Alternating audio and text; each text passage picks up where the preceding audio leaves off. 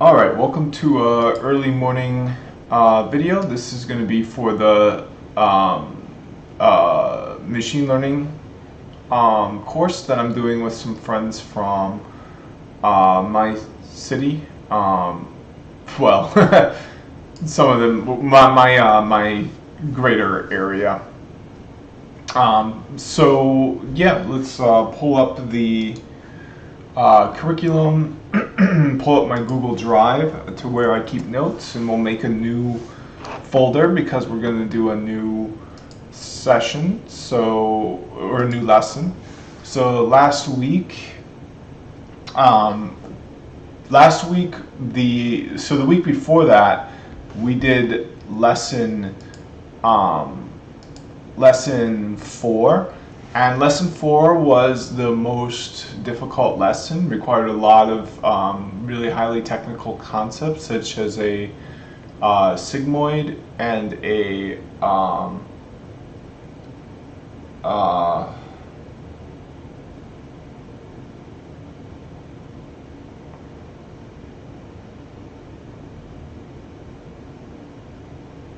well, anyway, I'll look it up.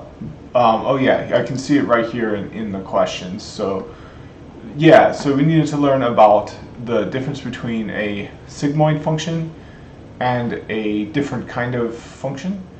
The other kind of function we needed to learn about was a softmax function. So of course that's a really deeply mathematical concept. They're both mathematical equations. So we felt we all needed an extra week to go through and really learn that well. And personally, I just took a week off. These videos have taken me like 6 or 7 hours, and I just kind of took a week off. I knew I would need it, and I've really thought that I had finished everything the week before to a satisfactory level anyway. But yeah, we'll just review that. So here's the sigmoid function. Now I did learn. So the last time I did math. So I'm definitely not at a high level of math. Unfortunately, it kind of pains me to say because I love math so much. It's like, why am I so deficient in something I really love and appreciate? It's kind of sad, actually. Like I literally feel like sad that I don't know more math than I know. But I don't think it's too difficult of math, even though it looks perhaps a bit intimidating.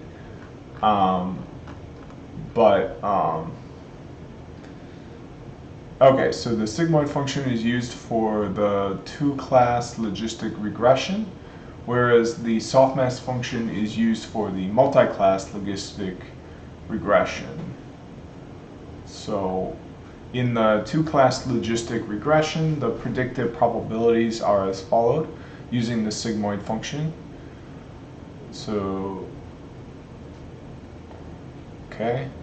In the multi-class logistic regression, or softmax, with k classes, the predictive probabilities are as follows using the softmax function. So the big difference between these two, as far as I understand, is this symbol here, this summation signal. So for softmax, they're all added together as it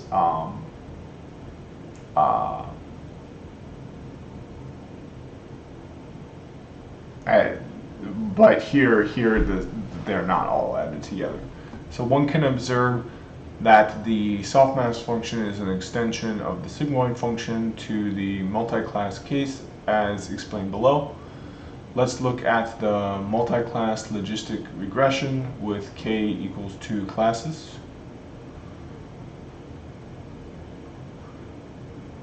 With beta equals beta 0 minus beta 1, we see that we can obtain the same probabilities as in the two-class logistic regression using the sigmoid function. Wikipedia expands a bit more on that. So I've noticed people often get directed to this question when searching whether to use Sigmoid versus Softmax in neural networks. If you're one of those people building a neural network classifier, here is how you decide whether to apply Sigmoid or Softmax to the raw output values in your network. If you have a multi-label classification problem, which means there is more than one right answer. So, for example, you're labeling not something as a dog or a cat, or just as a dog or a cat.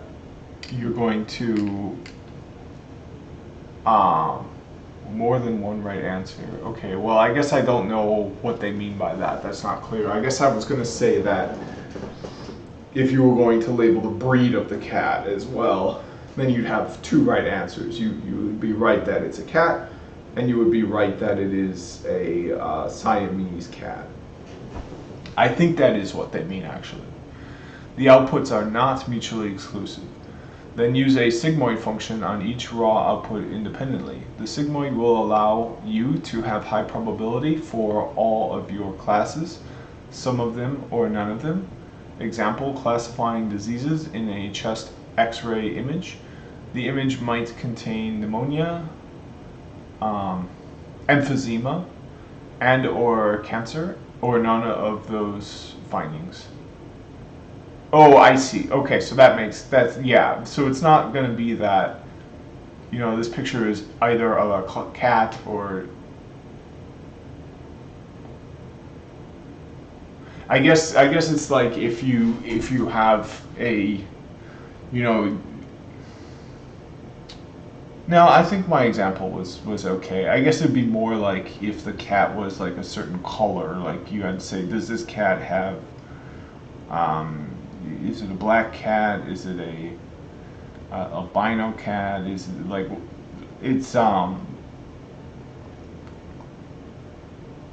like, I think well, I don't understand it, but I don't think I need to understand it more deeply than I do.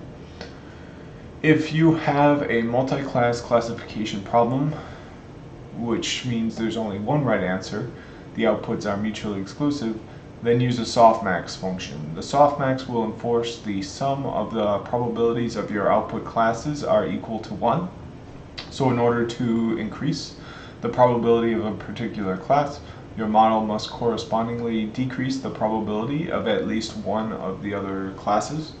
Example, classifying images from the Mnist dataset of handwritten digits.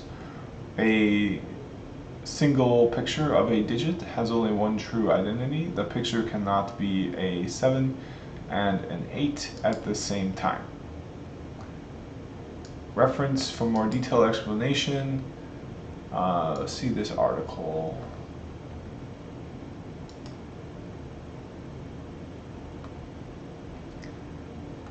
When designing a model to perform a classification task, for example, classifying diseases in a chest X-ray or classifying handwritten digits, we want to tell our model whether it is allowed to choose many answers, for example, both pneumonia and abscess, or only one answer, for example, the digit 8.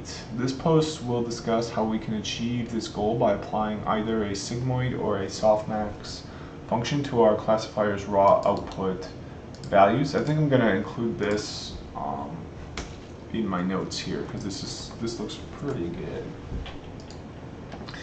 Neural network classifiers.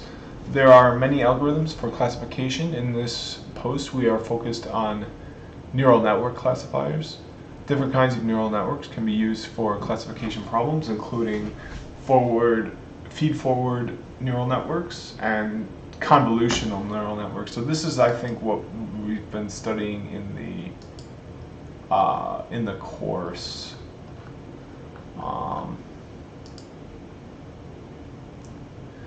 Applying sigmoid or softmax at the end of a neural network classifier, you'll get a vector of raw output values. For example, negative 0.5, positive 1.2, negative 0.1, positive 2.4. If your neural network has 4 outputs, for example, corresponding to pneumonia, cardiomyopathy, nodule, and abscess in a chest X-ray model. But what do those raw output values mean? We'd like to convert these raw values into an understandable format, probabilities. After all, it makes more sense to tell a patient that their risk of diabetes is 91% rather than 2.4, which looks arbitrary.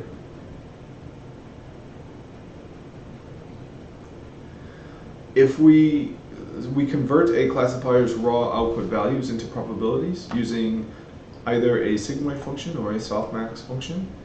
Here is an example where we've used the sigmoid function to transform the raw output values, blue, of a feed-forward neural network into probabilities, red. Okay, so yep, this is much more readable. We can see it's very, very likely this last one, 91%, but the first one, only 37%, is the least likely of those 4. But one thing that's interesting, I think, well, I'm not sure actually. I wish I kind of understood probabilities a bit better. I might want to just brush up on all my math, because I was going to say, if you have 4 things that have a probability to where the probability of all those things is at least 1/4, you're guaranteed to get one of those things. But I don't think that's true. I think if you have 4 things that you might catch, and you have a 25% chance of catching each of those things, it's not that you have a 100% chance of catching any one of those things. It's that you have a 25% chance of catching any one of those things. So it's not like you're guaranteed to have one of those things. There's just going to be a dice roll essentially for each of those things, and it's going to be a 4-sided dice, and if one of those sides come up that says you have it, you have it. So it doesn't mean that you're guaranteed to have it. It just means there's going to be more dice rolls essentially. But each of those dice rolls has a 25% chance. I wish I understood it better than I do, but unfortunately that's going to take a little bit of time. And here's an example where we've instead used a softmax function to transform those same output values, blue, into probabilities, red. Oh, okay. This is just another example.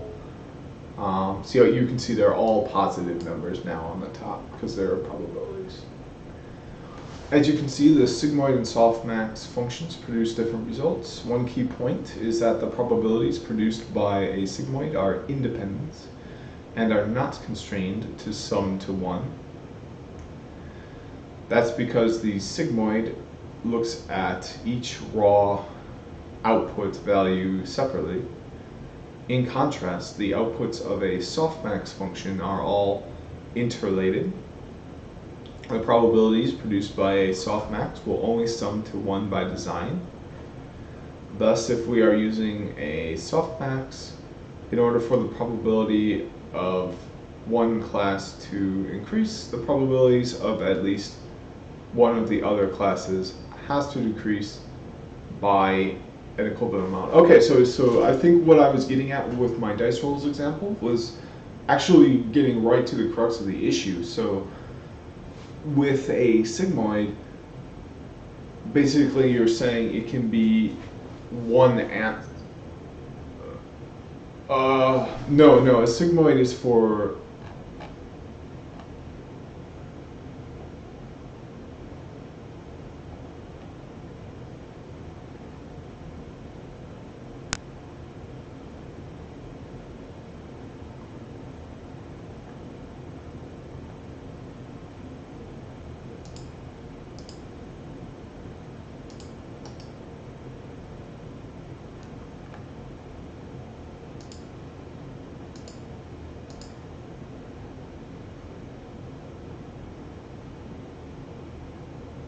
Okay, no, I was right. Oh no, I was wrong. Okay, so yeah, if you only have one right answer, then you're going to use a softmax. If you've got multiple classifications, you're going to use a sigmoid, and that makes sense because you can think of it as whether you got it right or wrong. So if there's only one thing, yes, they all need to sum to 1 because it's that one thing you've got to determine if it's right or wrong. So if it's a 1, it's right. If it's a 0, it's wrong. And then you can have a probability of whether it's right or wrong by having any number in between that. But it's got to stop at 1 because this is what you're determining. Is it a 0 or a 1? But and that's for a softmax. A softmax is for if there's only one, for like digit classification, for example. But a sigmoid, you can have basically any number be the equal, because it's each of these individual numbers here that you're trying to determine. Is it a 0 or a 1? Is it true that the cardiogram shows lung cancer or not? Is it true that it also shows an abscess or not? So for each individual thing, you're going to have a 0 or a 1, and then at the end they'll just all added together. So this number is almost a little bit insignificant. But here, these numbers are almost a little bit insignificant themselves because it's not a matter of if it's a 0 or a 1, it's true or false here. That's only the case for the final result. Thus, if we are using a softmax, in order for the probability of one class to increase, the probabilities of at least one of the other classes has to decrease by an equivalent amount. Okay, I think I'm satisfied with that. This is a pretty long article, and I've still got a lot to do. So yeah, I'm satisfied with my understanding of that. So let's create a new folder.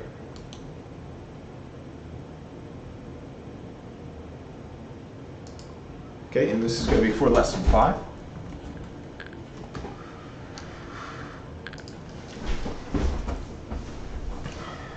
All right, so in my previous lessons we had the questions, so let's make that.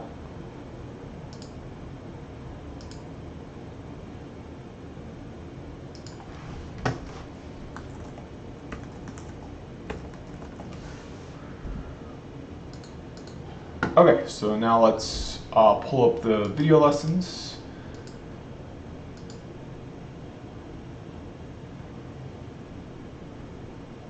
So,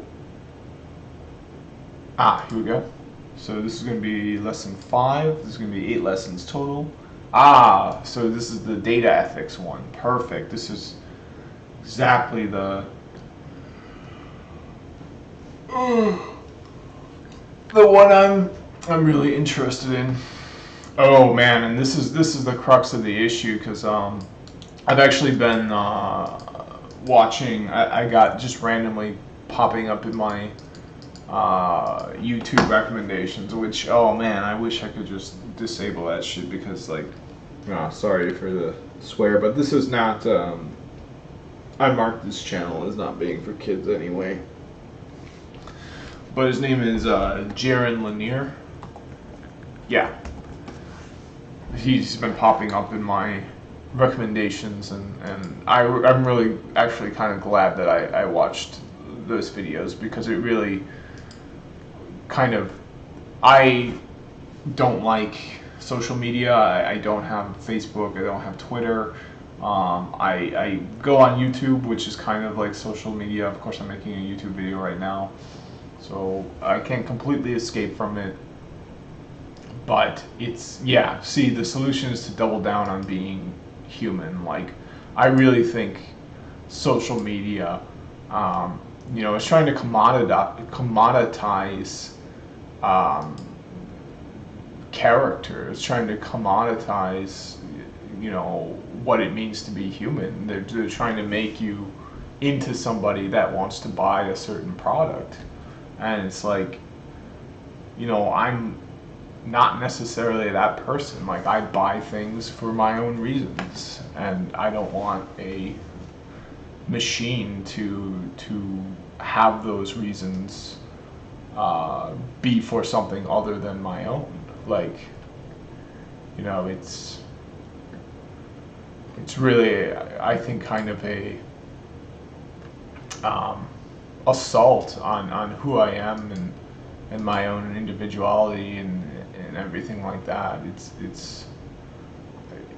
It just feels really wrong. And not only that, that's just for the kind of how they make their money is advertisements and you going and buy things. In my opinion, that's really not even that bad of a thing. Like, if there's things I need and they have it, and I wouldn't know how to get it otherwise, then that's not bad. But it doesn't do, it does more than just that. The way it keeps you engaged is by making you angry, by making you have bad experiences, because the human brain has kind of a bit of almost a flaw nowadays, but it used to be a huge asset, where if there's a scary rustle in a bush, if you think it's a snake and you back off and jump away, you're going to survive.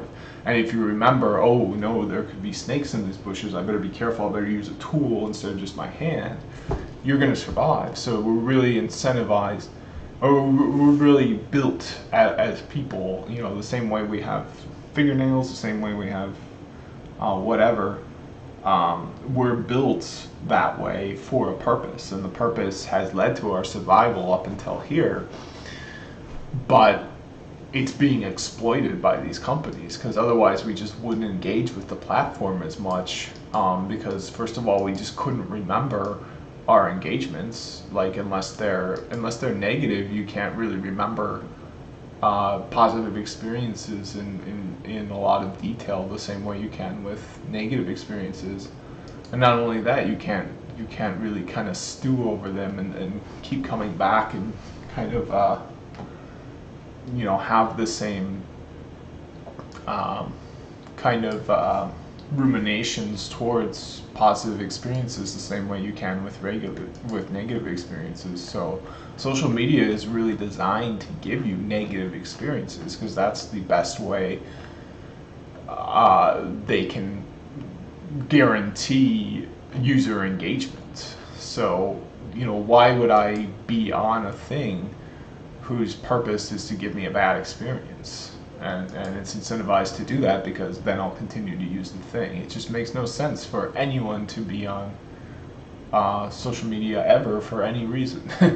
And unfortunately, YouTube is kind of social media, but there's things on there that I actually do like having access to, but it has been unfortunately making my life worse in some ways, especially with all the things that are going on in the USA right now. Kind of being unable to free myself from that has been a little bit distressing. Okay, but we've got the questions. Yep, so yeah, this is going to be really good. So let's just start the video and then fill out the questions. And I think that's all that's going to be needed. Should be able to wrap this up pretty quick. So I'm going to read the notes. As we discussed in the previous lessons, sometimes machine learning models can go wrong. They can have bugs. They can be presented with data that they haven't seen before and behave in ways we don't expect, or they could work exactly as designed but be used for something that we would much prefer they were never ever used for. Because deep learning is such a powerful tool and can be used for so many things, it becomes particularly important that we consider the consequences of our choices.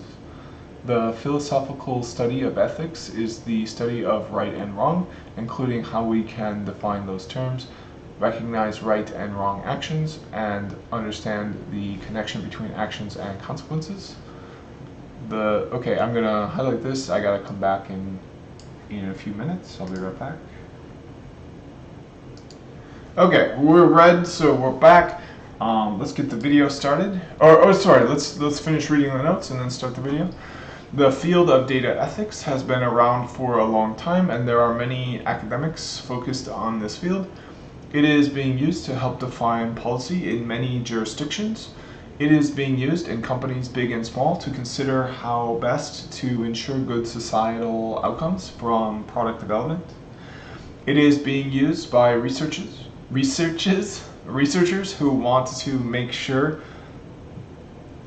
that the work they are doing is used for good and not for bad. Well, I don't know about that.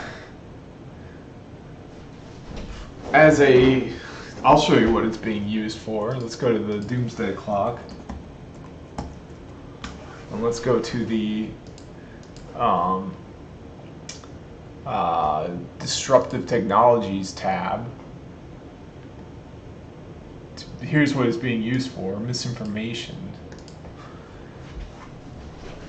Many, including us, are used for more satisfying, solid answers about how to address harmful impacts of technology. However, given the complex, far-reaching, and interdisciplinary nature of the problems we are facing, there are no simple solutions. This lesson, taught by Dr. Rachel Thomas and founding director of the Center for Applied Data Ethics at the... Oh, no, she is the founding director. She's not teaching it with a partner. Dr. Rachel Thomas is the founding director of the Center for Applied Data Ethics at the University of San Francisco. And she will be discussing some useful ways of thinking about data ethics, particularly through the lens of a number of case studies. Oh, perfect. Yeah, Rachel Thomas is, every time she has spoken so far in this course, it has been profound. So for her to be teaching this, I'm really excited. I'm probably going to just watch it in regular speed. Welcome to Lesson 5, when we'll be talking about ethics for data science, and this corresponds to Chapter 3 of the book. I've also just taught a 6-week version of this course. I'm currently teaching an 8-week version of this course, and we'll release some combination or subset of that as a FastAI and USF Ethics for Data Science class if you want more detail coming in July. I'm Rachel Thomas. I am the founding director of the Center for Applied Data Ethics at the University of San Francisco, and also co-founder of FastAI together with Jeremy Howard. My background, I have a PhD in math and worked as a data scientist and software engineer in the tech industry, and then have been working at USF on FastAI for the past 4 years now. So ethics issues are in the news. These articles, I think, are all from this fall, kind of showing up at this intersection of how technology is impacting our world in many kind of increasingly powerful ways. All right, so I just want to read these. Google exploited homeless black people to develop the Pixel 4's facial recognition AI. Russia tests new disinformation tactics in Africa to expand influence. Amazon's facial recognition mismatched 28 members of Congress to criminal mugshots. Flawed algorithms are grading millions of students' essays. What happens when an algorithm cuts your healthcare? Yeah.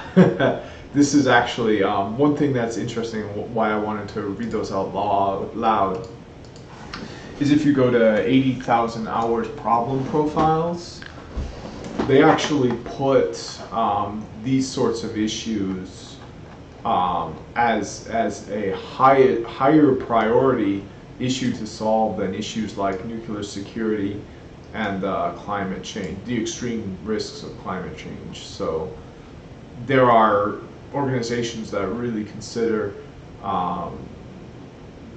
positively shaping the development of artificial intelligence to be the number one most important problem facing humanity right now, and these sorts of things here are really just the beginning of what could be completely devastating results from an AI that is not safe.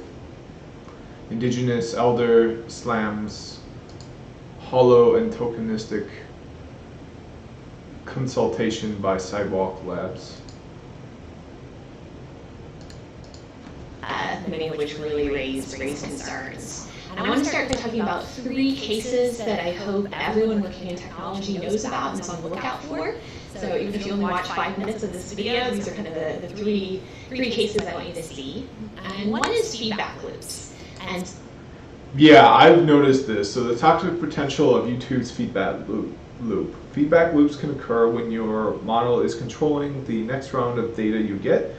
The data that is returned quickly becomes flawed by the software itself. So I have a few safety features enabled in my YouTube. One of the things I do is I disable autoplay, so it can't just automatically show me another video. I choose whether or not I want to watch another video. That's the main one. I also have an ad blocker, but yeah, I'm actually really unhappy with YouTube. I just think it's really addicting. I think a lot of the things I see on there, I'm just watching because it's showing me, not because I'm choosing to watch. So I'm actually pretty unhappy with my YouTube usage right now. But just deleting it entirely, I don't think is a good idea. I think what I'm doing now is kind of the best way to deal with that. Just, use it for my purposes instead of having it used me for their purposes. So my purposes right now are to do this class and then to get a cert. So I think that's a better way to deal with it. If it's an all-encompassing, addiction like heroin, well, I can use it to my advantage. It doesn't necessarily have to destroy my life, even though I can't free myself from it.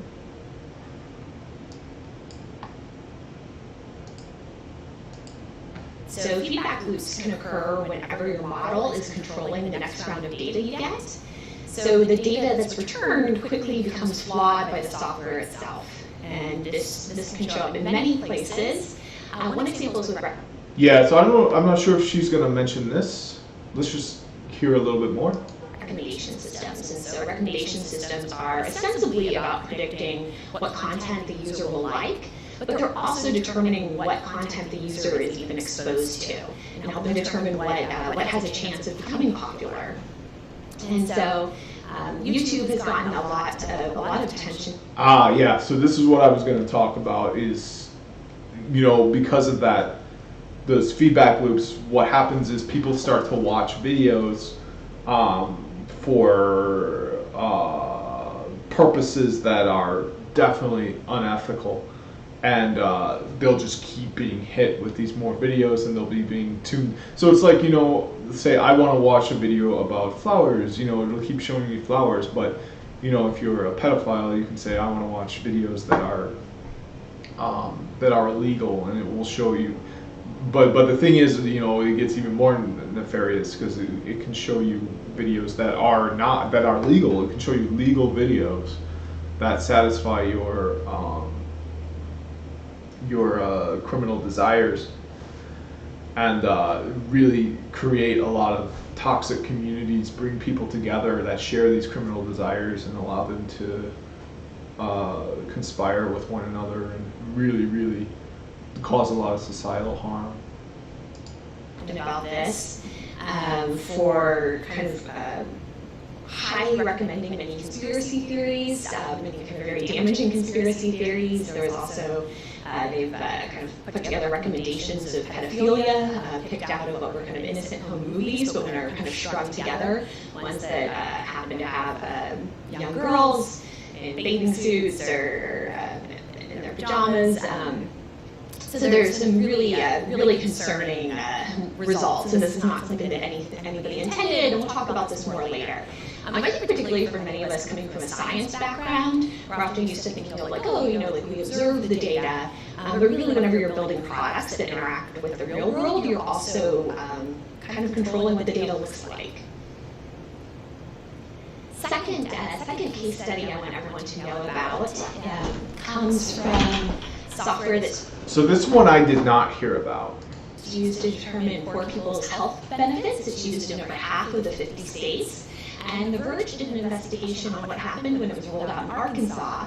And what happened is there was a bug in the software implementation that incorrectly cut coverage for people with cerebral palsy or diabetes. So, Including Tammy Dobbs, who's pictured here and was interviewed in the article. And so these are people that really needed this health care, and it was erroneously cut due to this bug. And so they were really, and they couldn't get any sort of explanation, and there was no appeals or recourse process in place. And eventually this all came out through a lengthy court case, but it's something where it caused a lot of suffering in the meantime. and imagine how many people weren't able to go to court too. I mean, thank God, like somebody was able to take this to court. But I mean, can you imagine? Like, to the person watching this right now, can you go to court? Can you hire a lawyer and go to court? Is that something you can possibly do? Like, nobody can go to court. Like, it's impossible to go to court. Like, so this was affecting so many people that it actually affected somebody with enough power and affluence to find a lawyer and pay for a lawyer and go to court. I mean, that's just not something people can do in America, to the point where if it goes to court, it's been affecting thousands and thousands of people, I would guess. So it's a really, really big problem with this. Lots of people, this is just one person of a sea of people who really have been affected negatively by this. And so it's really important to implement systems with a way to identify and address mistakes, and to do that quickly and in a way that hopefully minimizes damage, because we all know software can have bugs, our code can behave in unexpected ways, and we need to be prepared for that. I wrote more about this idea in a post 2 years ago, What HBR Gets Wrong About Algorithms and Bias. And then third case study that everyone should know about. So this is LaTanya Sweeney, who's director of the Data Privacy Lab at Harvard. She has a PhD in computer science. And she noticed several years ago that when you Google her name, you would get these ads saying, LaTanya Sweeney arrested, implying that she has a criminal record. She's the only LaTanya Sweeney, and she has never been arrested.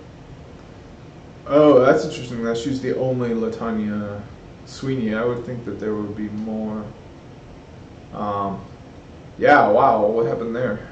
Arrested. She paid $50 to the background check company and confirmed that she's never been arrested. She tried Googling some other names, and she noticed, for example, Kristen Lindquist got much more neutral ads. Just say, we found Kristen Lindquist, even though Kristen Lindquist has been arrested 3 times. And so, wow. a computer scientist, Dr. Sweeney, studied this very systematically. She looked at over 2,000 names and found that this pattern held, in which disproportionate. So racism is, I guess would say poisoning online ad delivery, says Harvard professor. African American names were getting these ads suggesting that the person had a criminal record, regardless of whether they did, and traditionally European American or white names were getting more neutral ads. And this problem of kind of bias in advertising shows up a ton. Advertising is kind of the profit model for most of the major tech platforms, and it kind of continues to pop up in high impact ways. Facebook's ad system seems to discriminate by race and gender. New research shows that Facebook's ad distribution software is disturbingly biased.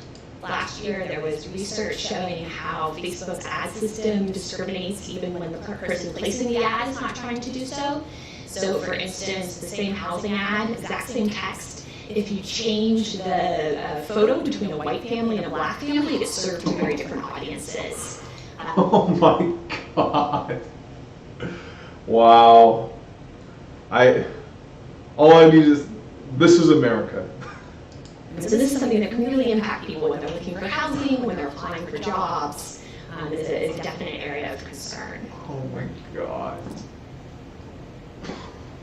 So now I want to kind of step back and ask why does this matter? And so a very kind of extreme example is just that data collection has played a pivotal role in several genocides, including the Holocaust. And so I'm glad she's mentioning genocides. In my own personal experience, that a lot of people working on this have or kind of that I've encountered through the context of this sort of thing, AI, has really kind of shied away from that sort of terminology. So I'm really glad that she's just discussing genocide outright, because it's something that I think is really important to understand. That is true. You know, a lot of people, we think, oh, you know, there's no such thing as a James Bond villain, you know, but you know, in some cases there really are. People can get that bad, and you know, in other cases, you know, even if people aren't getting that bad, they can have unintended consequences. So it's important to talk about genocide and not just kind of vague negative consequences. So this is a photo of Adolf Hitler meeting with the CEO of IBM at the time. I think this photo was taken in 1937. And IBM continued to partner with the Nazis kind of long past when many other companies broke their ties. They produced computers that were used in concentration camps to code whether people were Jewish, how they were executed. Wow. And this is also... I didn't even know that was IBM. Like, I knew there was an American company that was creating a computer system to inventory Holocaust victims, but I did not know it was IBM. Different from now, where you might sell somebody a computer and then never hear from them again. These machines require a lot of maintenance and kind of ongoing relationship with vendors to kind of upkeep and repair them. And it's something that a Swiss judge ruled. It does not thus seem unreasonable to deduce that IBM's technical assistance facilitated the task of the Nazis and the commission of their crimes against humanity.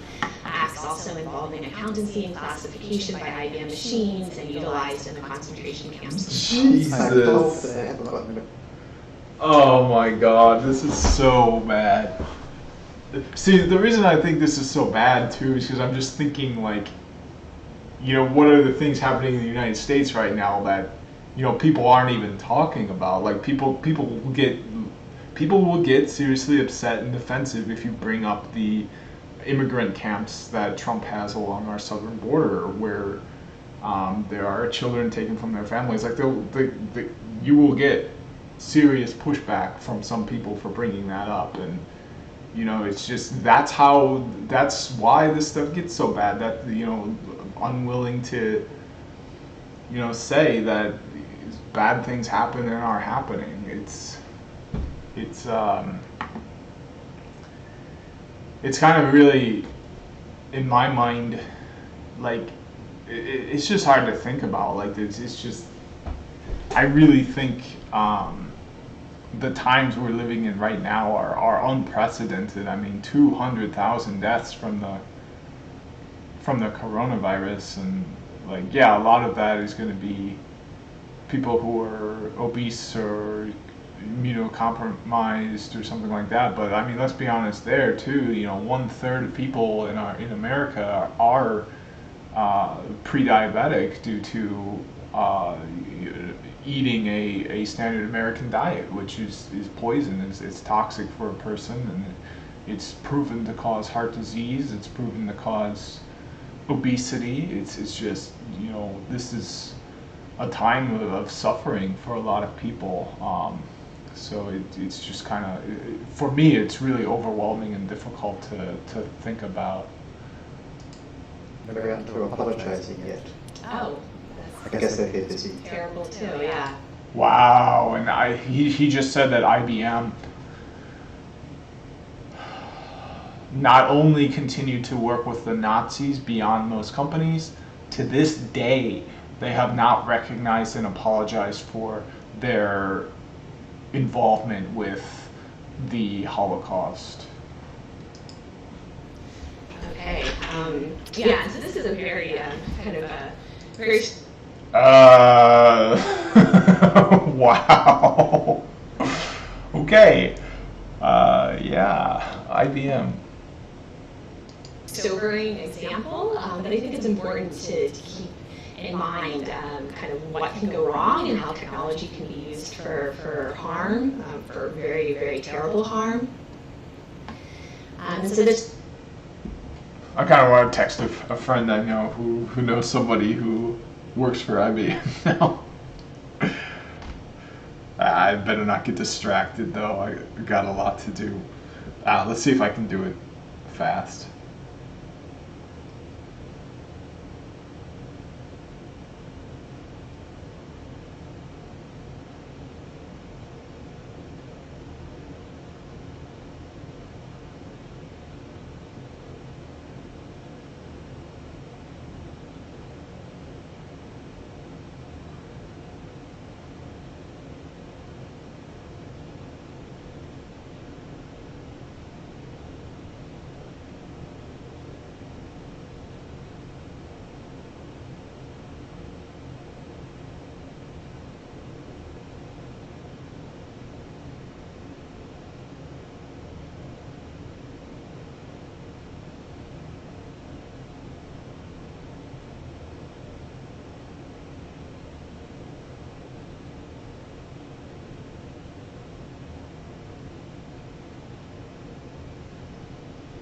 Alright, and a link. I'm getting distracted here. I need to.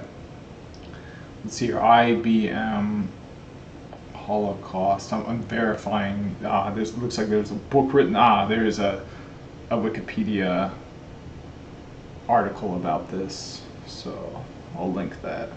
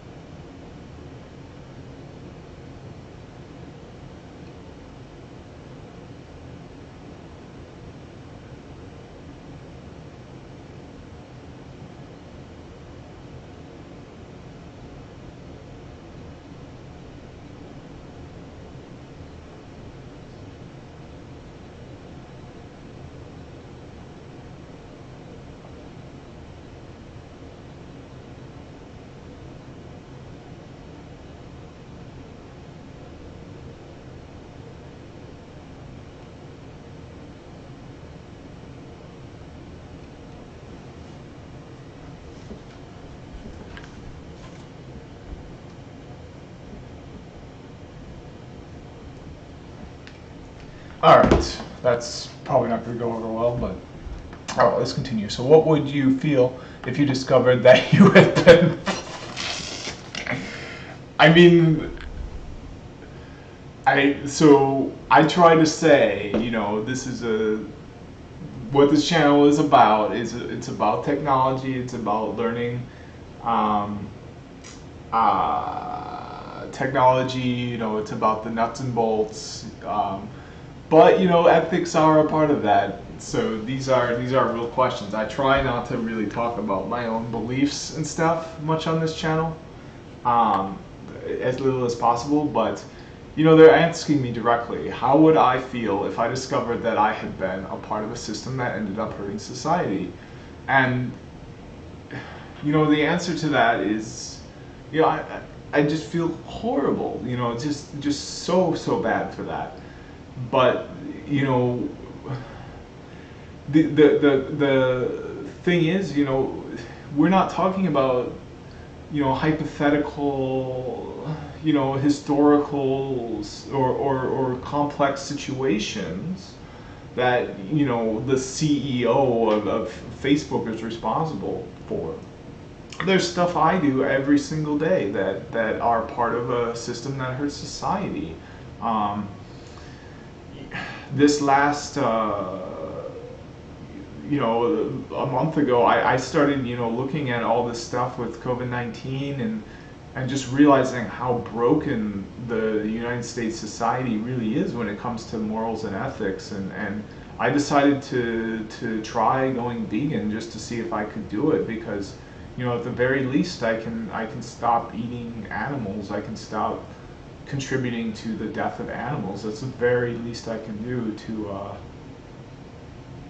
and I think I'm going to move on from this, because I'll be honest, I've cried like a few times. I've broken down in tears, and I was about to just now, like, how can't you cry? Like, with 200,000 people dead, 1/3 of people, with the prevalence of obesity, with the prevalence of diabetes in our country, with our economy crashing, like, how can't you cry for the downfall of America and for the unraveling of our power and influence in the world? We're no longer in the Paris Agreement, we're no longer in the WHO. Other countries are they're not laughing at us. They're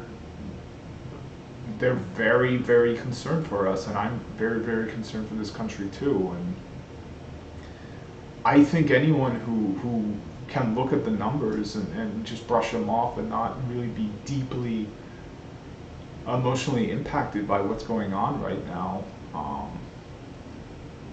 really kind of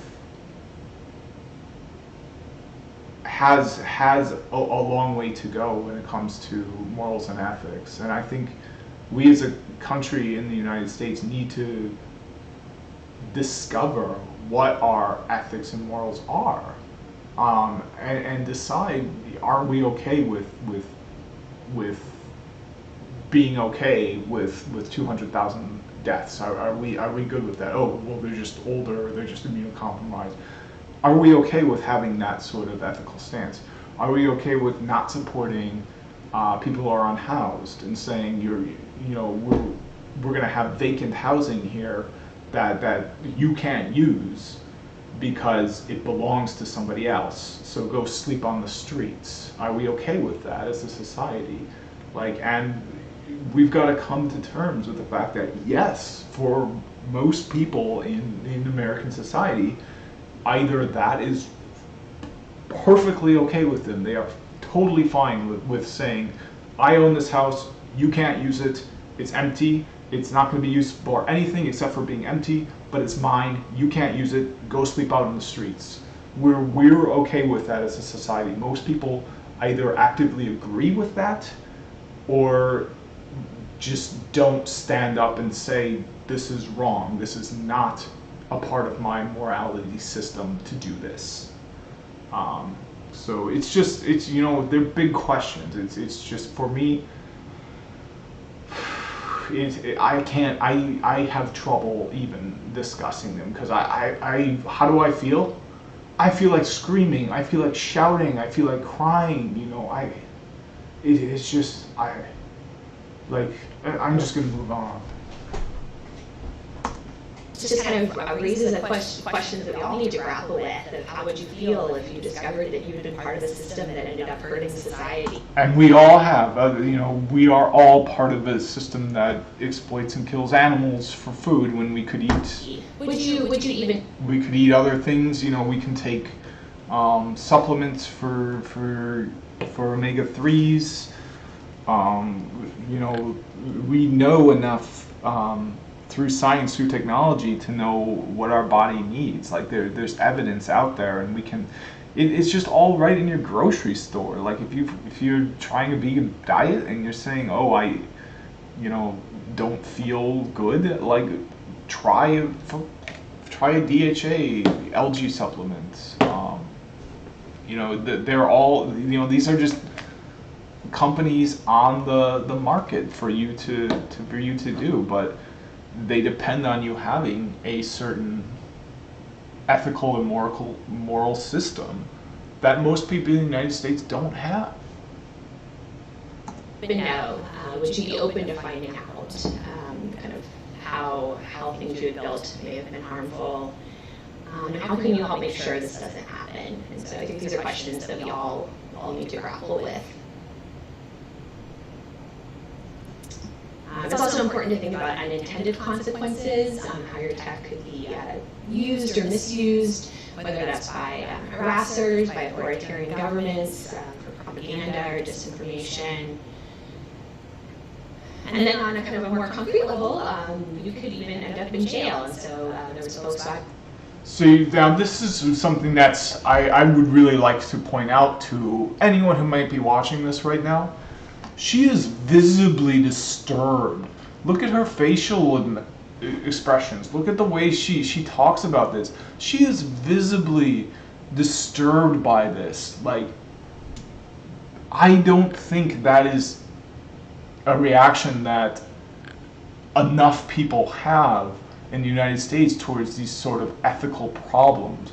They'll just say, oh, well, you know, my religion, you know, absolves me from these cases, or you know, I'm not a part of it. You know, what do you expect from me? I'm just following orders, or I'm just, you know, I don't work for Volkswagen. You know, it's just, I really feel sad.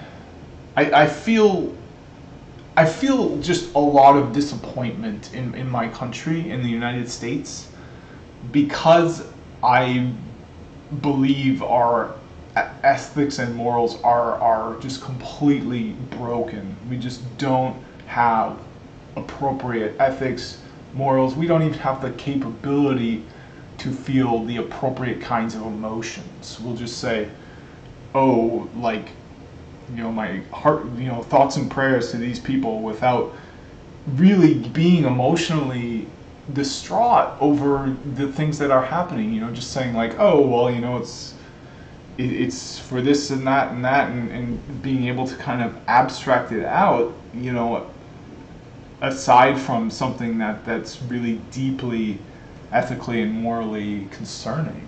Like, I think too many people, especially in the USA, have the ability to separate things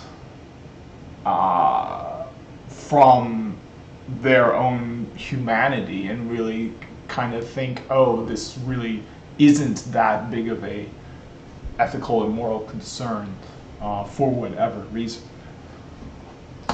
Like an engineer who got prison time for his role in the diesel cheating case. So if you remember, this is where Volkswagen was cheating on emissions test, and one of the kind of programmers that was a part of that. And that person was just following orders from what their boss told them to do. But that is not a good excuse for doing something that's... Right, and you know who gets in trouble? The engineer. See, Volkswagen engineer gets prison. Does the boss get prison? Nope. Does Volkswagen get prison? Nope. See, this is why it's so messed up, because it's just the lowest person on the totem pole. You know, in some cases, who's been working there for a week and just wants to do a good job, you know, is told to do things that are wrong and doesn't even have the capacity to, you know, either say, no, this is wrong, or to even realize that they're being told to do something that's wrong. It's unethical, and so something to be aware of. So ethics is the discipline dealing with what's good and bad. It's a set of moral principles. It's not a set of answers, but it's kind of learning what sort of questions to ask and even how to weigh these decisions. And I'll say some more about kind of ethical foundations and different ethical philosophies later on in this lesson. But first, I'm going to kind of start with some use cases. Ethics is not the same as religion, laws, social norms, or feelings, although it does have overlap with all these things. It's not a fixed set of rules. It's well-founded standards of right and wrong, and this is something where clearly not everybody agrees on the ethical action in every case, but that doesn't mean that kind of anything goes or that all actions are considered equally ethical. There are many things that are widely agreed upon, and there are kind of philosophical underpinnings for kind of making these decisions. And ethics is also the ongoing study and development of our ethical standards. It's a kind of never-ending process of learning to kind of practice our ethical wisdom. And I'm going to refer several times to, so here I'm referring to a few articles from the Markula Center for Tech Ethics at Santa Clara University. In particular, the work of Shannon Baller, Brian Green, and Irina Reiku is fantastic, and they have a lot of resources, some of which I'll circle back to later. So I wonder if that's the physics Brian Green. If it is, I'm definitely interested in looking more into that. So it's called Overview of Ethics in Tech Practice.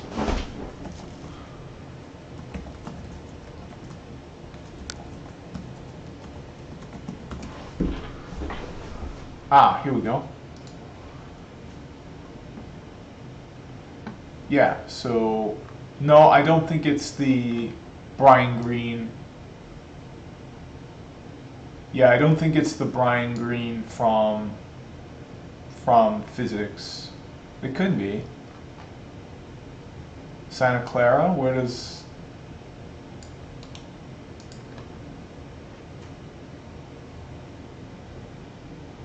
No, yeah, he's in New York. I really don't think it's the same one. Let's see if he did any work with ethics. No. Okay, but I mean, it still could be interesting. Later in this talk. I spent years of my life studying ethics. It was my major at university, and so much time on the question of what is ethics. I think my takeaway from that is studying the philosophy of ethics was not particularly helpful in learning about ethics. Yeah, so I will try to keep this kind of That's hilarious. very applied and very practical, also very kind of tech industry specific of what do you need in terms of applied ethics. Yeah, my colleague said it's great. They somehow they take stuff that I thought was super dry and turn it into useful checklists and things. I did want to note, this was really neat. So Casey Wiesler is a professor at University of Colorado that I really admire. And she created a crowdsourced spreadsheet of tech ethics syllabi. This was maybe 2 years ago. It got over 200 syllabi entered into this crowdsourced spreadsheet. And then she did a meta-analysis on them of kind of looking at all sorts of aspects of the syllabi and what's being taught and how it's being taught. And published a paper on it. What do we teach when we teach tech ethics? And a few interesting things about it is it raises there are a lot of ongoing discussions and lack of agreement on how to best teach tech ethics. Should it be a standalone course versus worked into every course in the curriculum? Who should teach it? A computer scientist, a philosopher, or a sociologist? And she analyzed for the syllabi what was the course home and the instructor home, and you can see that the instructors came from a range of courses, including a range of disciplines: computer science, information science, philosophy, science and tech studies, engineering, law, math, business. What topics to cover? A huge range of topics that can be covered, including law and policy, privacy and surveillance, inequality, justice and human rights, environmental impact, AI and robots, professional ethics, work and labor, cybersecurity. The list goes on and on. And so this is clearly more than can be covered in even a full semester length course, and certainly not in kind of a single lecture. What learning outcomes? This is an area where there's a little bit more agreement, where kind of the number one skill that courses were trying to teach was critique. Followed by spotting issues, making arguments. So a lot of this is just even learning to spot what the issues are and how to critically evaluate kind of a piece of technology or a design proposal to see what could go wrong, what the risk could be. All right, so we're going to go through kind of a few different core topics, and as I suggested, this is just going to be a kind of extreme subset of what could be covered. We've tried to pick things that we think are very important and high impact. So one is recourse and accountability. So I already shared this example earlier of the system that's determining poor people's healthcare benefits, having a bug. And something that was kind of terrible about this is nobody took responsibility even once the bug was found. So the creator of the algorithm. I mean, there is no one to take responsibility. Yeah, the creator of the algorithm doesn't even work for the same company anymore. Like, that's the problem. There's no one there. It just runs on its own. It's the algorithm that's doing the problem, not any particular person. Like, they created it, and like, yeah, maybe they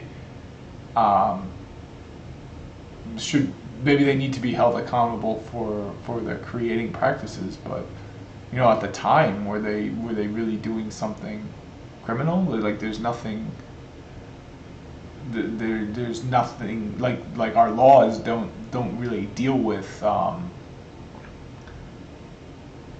instances where there was not already a law. Like, anything you are prosecuted on under the law is under the law. If you do something that has no law and now there's a law, I don't think you're able to be prosecuted for that, and for good reason. Like, you know, this can be a trap where anytime anyone tries to do anything, you know, it could be potentially against the law if this is not carefully thought about. Was interviewed and asked, they asked him, you know, should people be able to get an explanation for why their benefits have been cut? And he gave this very callous answer of, you know, yeah, they probably should, but I should probably dust under my bed, you know, like, who's going to do that? Which is very callous, and then he ended up blaming the policymakers for how they had rolled out the algorithm. The policymakers, you know, could blame the software engineers that implemented it, and so there was a lot of passing the buck here. Dana Boyd has said that, you know, it's always been a challenge for bureaucracy to assign responsibility, or bureaucracy is used to evade responsibility, and today's algorithmic systems are often extending bureaucracy. A couple of questions and comments about cultural context. Yeah. Many notes that there didn't seem to be any mention of cultural context for ethics as part of those syllabi, and somebody else was asking, how do you deal, you know, is this culturally dependent, and how do you deal with that? It is culturally dependent. I will mention this briefly later on. So I'm going to share 3 different ethical philosophies that are kind of from the West, and we'll talk just briefly on one slide on, for instance, right now there are a number of indigenous data sovereignty movements. I know the Maori data sovereignty movement has been particularly active, but different cultures do have different views on ethics, and I think that the cultural context is incredibly important. And we will not get into it tonight, but there's also kind of a growing field of algorithmic colonialism, kind of studying what are some of the issues when you have technologies built in one, you know, particular country and culture being implemented, you know, halfway across the world in very different cultural contexts, often with little to no input from people living in that culture. Although I do want to say that there are things that are widely, although not universally, agreed on. And so, for instance, the Universal Declaration on Human Rights, despite the name, it is not universally accepted, but many different countries have accepted that as a human rights framework and as those being fundamental rights. And so there are kind of principles that are often held cross-culturally, although, yeah, it's rare for something probably to be truly universal.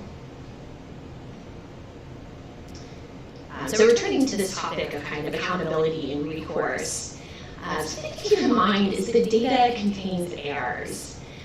So there was a database used in California that's tracking supposedly gang members, and an auditor found that there were 42 babies under the age of 1 who had been entered into this database. And something concerning about the database is that it's basically never updated. I mean, people are added, but they're not removed. And so once you're in there, you're in there.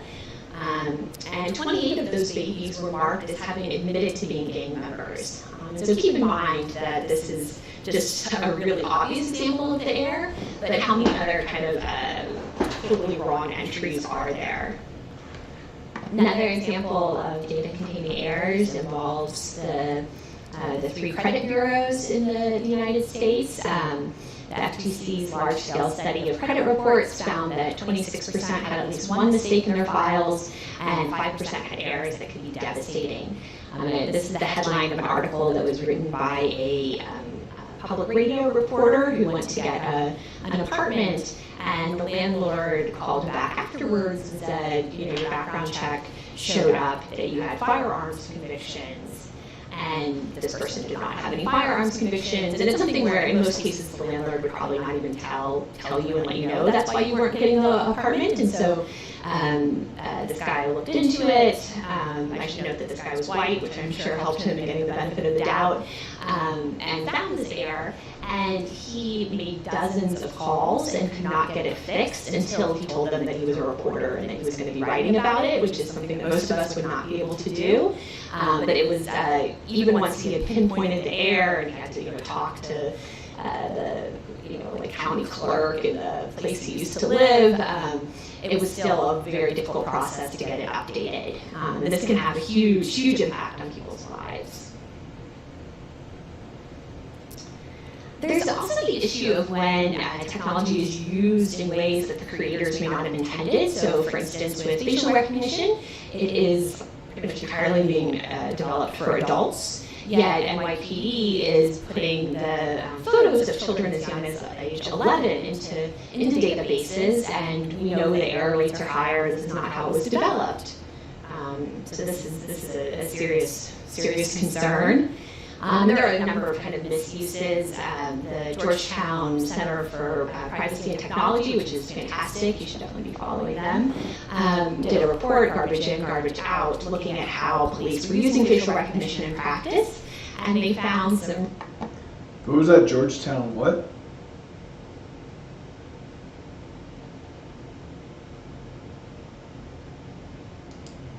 He is putting the photos of children as young as age 11 into databases, and we know the error rates are higher. This is not how it was developed. So this is a serious concern. There are a number of kind of misuses. The Georgetown Center for Privacy and Technology, which is fantastic, you should definitely be following them, did a report, Garbage In, Garbage Out, looking at how police were using facial recognition in practice. And they found some really concerning examples. For instance, in one case, NYPD had a photo of a suspect, and it wasn't returning any matches, and they said, well, this person kind of looks like Woody Harrelson. So then they Googled the actor Woody Harrelson and put his face into the facial recognition and used that to generate leads. And this is clearly not the correct use at all, but it's a way that it's being used. And so there's kind of total lack of accountability here. And then another kind of study of cases in all 50 states of police officers kind of using confidential databases to look up ex-romantic partners or to look up activists. And so here this is not necessarily an error in the data, although that can be present as well, but kind of keeping in mind how it can be misused by the users. All right, the next topic is feedback loops and metrics. So I talked a bit about feedback loops in the beginning as kind of one of the three key use cases. And so this is a topic I wrote a blog post about this fall. The problem with metrics is a big problem for AI. And then together with David Mnist, who's director of the Data Institute, expanded this into a paper, Reliance on Metrics is a Fundamental Challenge for AI. And this was accepted to the Ethics and Data Science Conference. But overemphasizing metrics can lead to a number of problems, including manipulation, gaming, myopic focus on short-term goals because it's easier to track short-term quantities, unexpected negative consequences, and much of AI and machine learning centers on optimizing a metric. This is kind of both, the strength of machine learning is it's gotten really, really good at optimizing metrics, but I think this is also kind of inherently a weakness or a limitation. I'm going to give a few examples, and this can happen even not just in machine learning, but in analog examples as well. So this is from a study of when England's public health system implemented a lot more targets around numbers in the early 2000s. And the study was called What's Measured is What Matters. And so they found, one of the targets was around reducing ER wait times, which seems like a good goal. However, this led to canceling scheduled operations to draft extra staff into the ER. So if they felt like there were too many people in the ER, they would just start canceling operations so they could get more doctors. Requiring patients to wait in queues of ambulances because time waiting in an ambulance didn't count towards your ER wait time. Turning stretchers into beds by putting them in hallways. There were also big discrepancies in the numbers reported by hospitals versus by patients. And so if you ask the hospital, on average, how long are people waiting, you get a very different answer than when you're asking the patients, how long did you have to wait? Another example is essay grading software. So this essay grading software, I believe, is being used in 22 states now in the United States. Yes, 22 states, and it tends to focus on metrics like sentence length, vocabulary, spelling, subject-verb agreement, because these are the things that we know how to measure and how to measure with a computer. But it can't evaluate things like creativity or novelty. However, gibberish essays with lots of sophisticated words score well, and there are even examples of people creating computer programs to generate these kind of gibberish, sophisticated essays, and then they're graded by this other computer program and highly rated. There's also bias in this. Essays by African American students received lower grades from the computer than from expert human graders. And essays by students from mainland China received higher scores from the computer than from expert human graders. And the authors of this study thought that this result suggests they may be using chunks of pre-memorized text that score well. And these are just kind of two examples. I have a bunch more in the blog post, maybe more in the paper, of ways that metrics can invite manipulation in gaming whenever they're given a lot of emphasis. And this is a Goodhart's law, kind of a law that a lot of people talk about, and it's this idea that the more you rely on a metric, the less reliable it becomes. So returning to this example of feedback loops and recommendation systems, Guillaume Chazlat is a former Google/YouTube engineer. YouTube is owned by Google.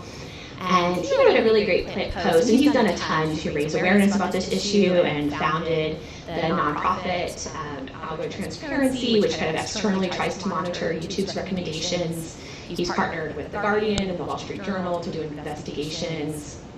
But he wrote a post around how in the earlier days, the recommendation system was designed to maximize watch time. And so, and this is something else that's often going on with metrics, is that any metric is just a proxy for what you truly care about. And so here, the team at Google is saying, well, if you're watching more YouTube, it signals to us that they're happier.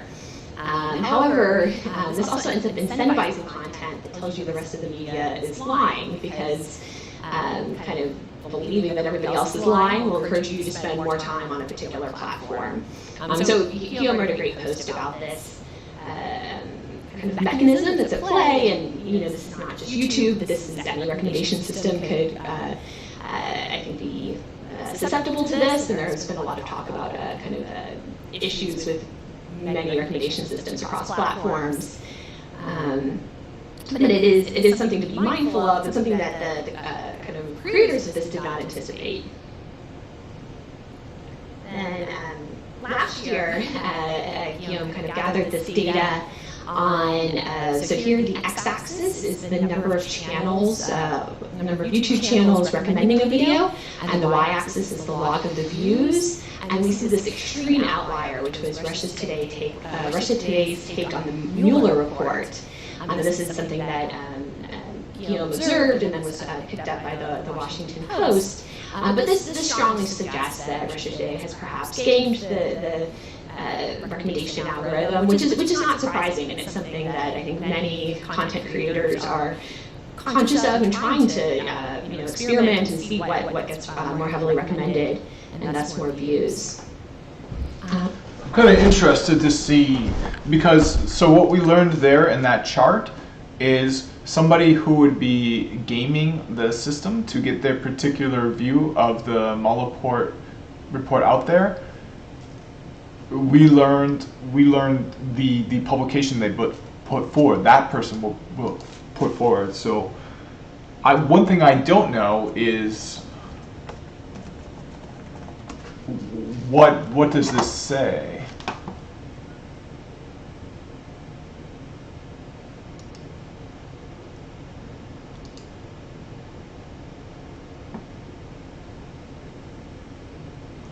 Okay, so it looks like Russia Today is saying U.S. Special Counsel Robert Mueller has not found evidence of any conspiracy or collusion between the Donald Trump campaign and Russia, which might have swayed the 2016 presidential election.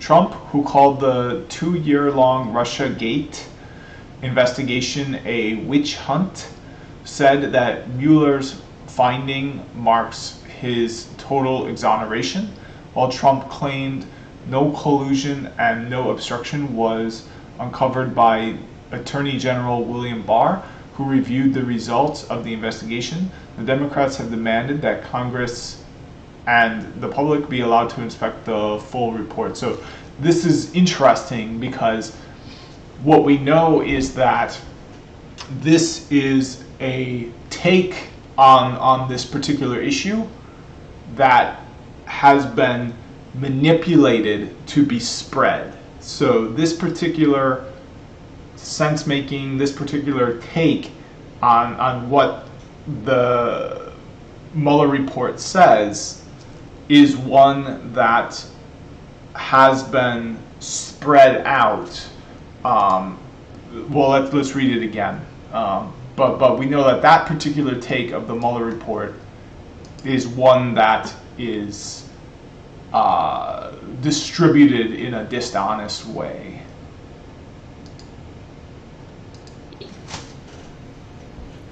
Then last year, Guillaume kind of gathered this data on. So here we have the number of channels recommending the video. So for this particular take that we read before, there are over 200 channels recommending that video.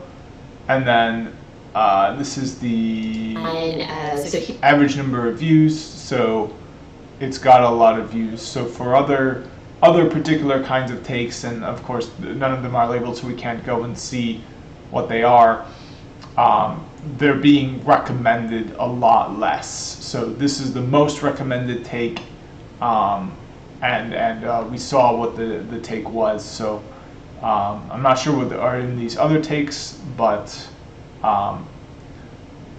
it's just, to me, interesting that this Russia Today report that basically says that it's a Russiagate witch hunt, is one that a lot of channels are recommending. Basically, all I'm trying to say is, and to be honest, I kind of regret going and looking up the contents of this report because, as I've said a million times, I'm going to say 1,000,001 times, this channel here is not about anything besides the nuts and bolts of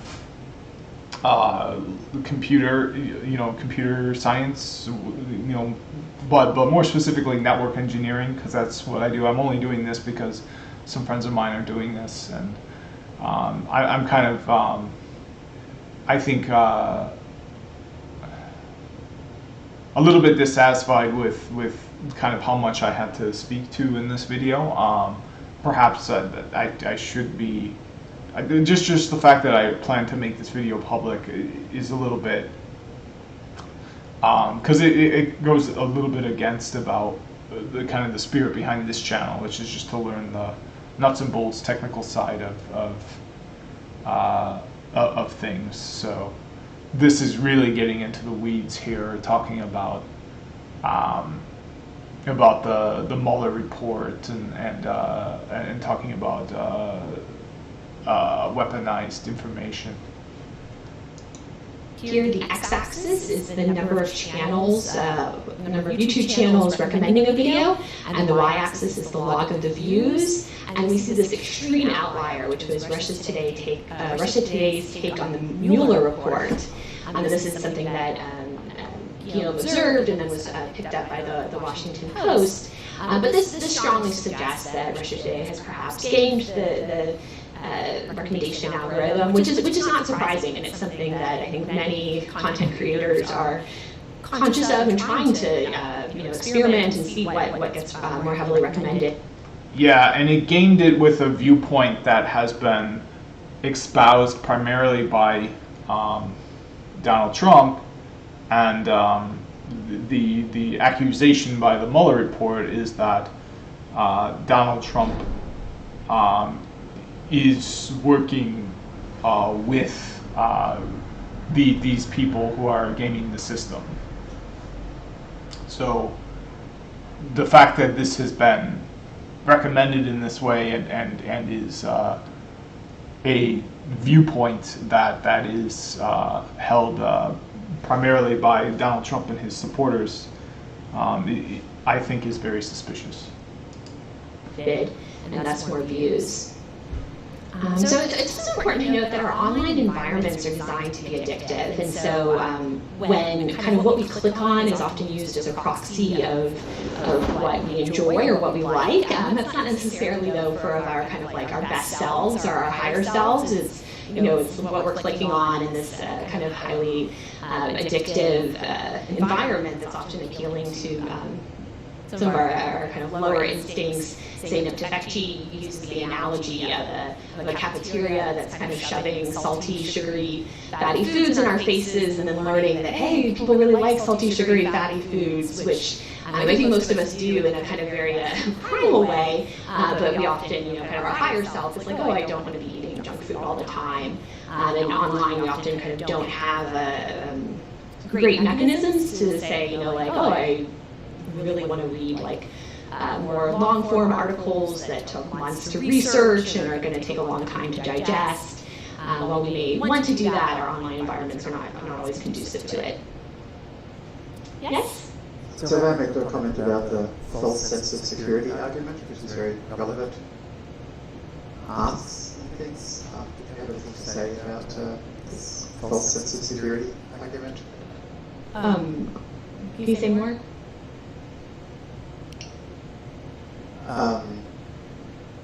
There's a common feedback at the moment that people don't wear masks because of a sense of security. That kind of makes sense to you from an ethical telling you that? No, I don't think that's a good argument at all.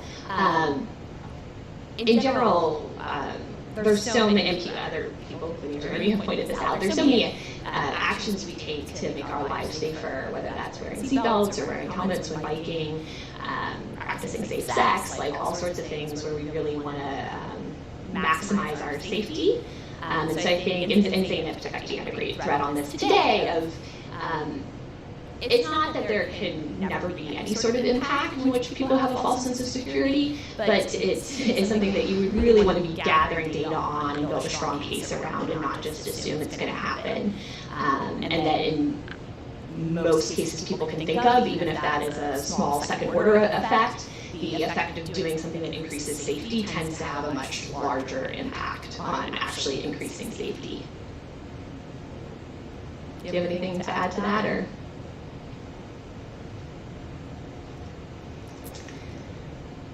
As I mentioned before, a lot of our incentives are focused on short-term metrics. Long-term things are much harder to measure and often involve kind of complex relationships.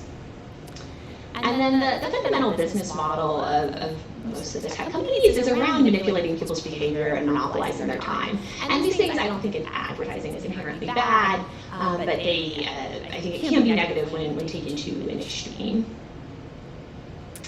There's a great essay by James Gribbleman, "The Platform is the Message," and he points out these platforms are structurally at war with themselves.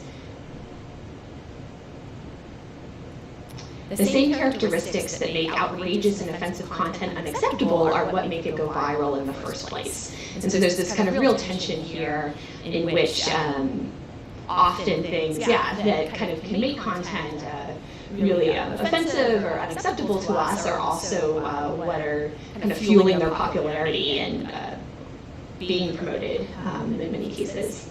And this is an interesting essay because he does this like really in-depth dive on the Tide Pod Challenge, which was this meme around eating Tide Pods, which are poisonous, do not eat them. And he really analyzes it though.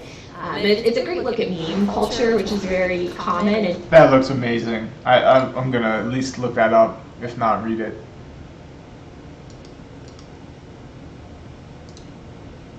Okay, so help me God, I'm going to eat one of those multicolored. Cool. Going to eat colored detergent pods.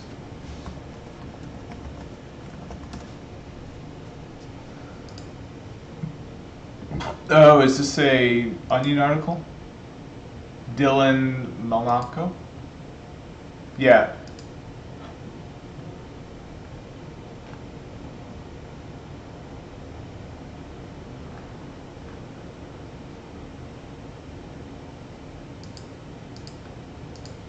And how he kind of argues there's probably no example of someone talking about the Tide Pod Challenge that isn't partially ironic, which is common in memes, that even kind of whatever you're saying, they're kind of layers of irony and different groups are interpreting them differently, and that even when you try to counteract them, you're still promoting them. So with the Tide Pod Challenge, a lot of like celebrities were telling people don't eat Tide Pods, but that was also then kind of perpetuating the popularity of this meme. So this is an essay I would recommend that I think is pretty insightful. And so this is, we'll get to disinformation shortly, but the major tech platforms often incentivize and promote disinformation, and this is unintentional, but it is somewhat built into their design and architecture, their recommendation systems, and ultimately their business models. And then on the topic of metrics, I just want to bring up, so there's this idea of blitzscaling. And the premise is that if a company grows big enough and fast enough, profits will eventually follow. It prioritizes speed over efficiency and risks potentially disastrous defeat. And Tim O'Reilly wrote a really great article last year talking about many of the problems with this approach, which I would say is incredibly widespread and is, I would say, the kind of fundamental model underlying a lot of venture capital. And in it, though, investors kind of end up anointing winners as opposed to market forces. It tends to lend itself towards creating monopolies and duopolies. It's bad for founders, and people end up kind of spreading themselves too thin. So there are a number of significant downsides to this. Why am I bringing this up in an ethics lesson when we're talking about metrics? But hockey stick growth requires automation and a reliance on metrics. Also, prioritizing speed above all else doesn't leave time to reflect on ethics, and that is something that's hard, that I think you do often have to kind of pause to think about ethics. And that following this model, when you do have a problem, it's often going to show up on a huge scale. Yeah, and this really portends a disaster in the United States too, because we're so focused on developing a vaccine to COVID-19 as soon as possible. We're going to have a hockey stick growth, it says it right there. We're going to rely on metrics and use lots of automation, but we're not going to reflect on the ethics, and we're going to have really large-scale problems if you scale very quickly. So I think this is something to at least be aware of.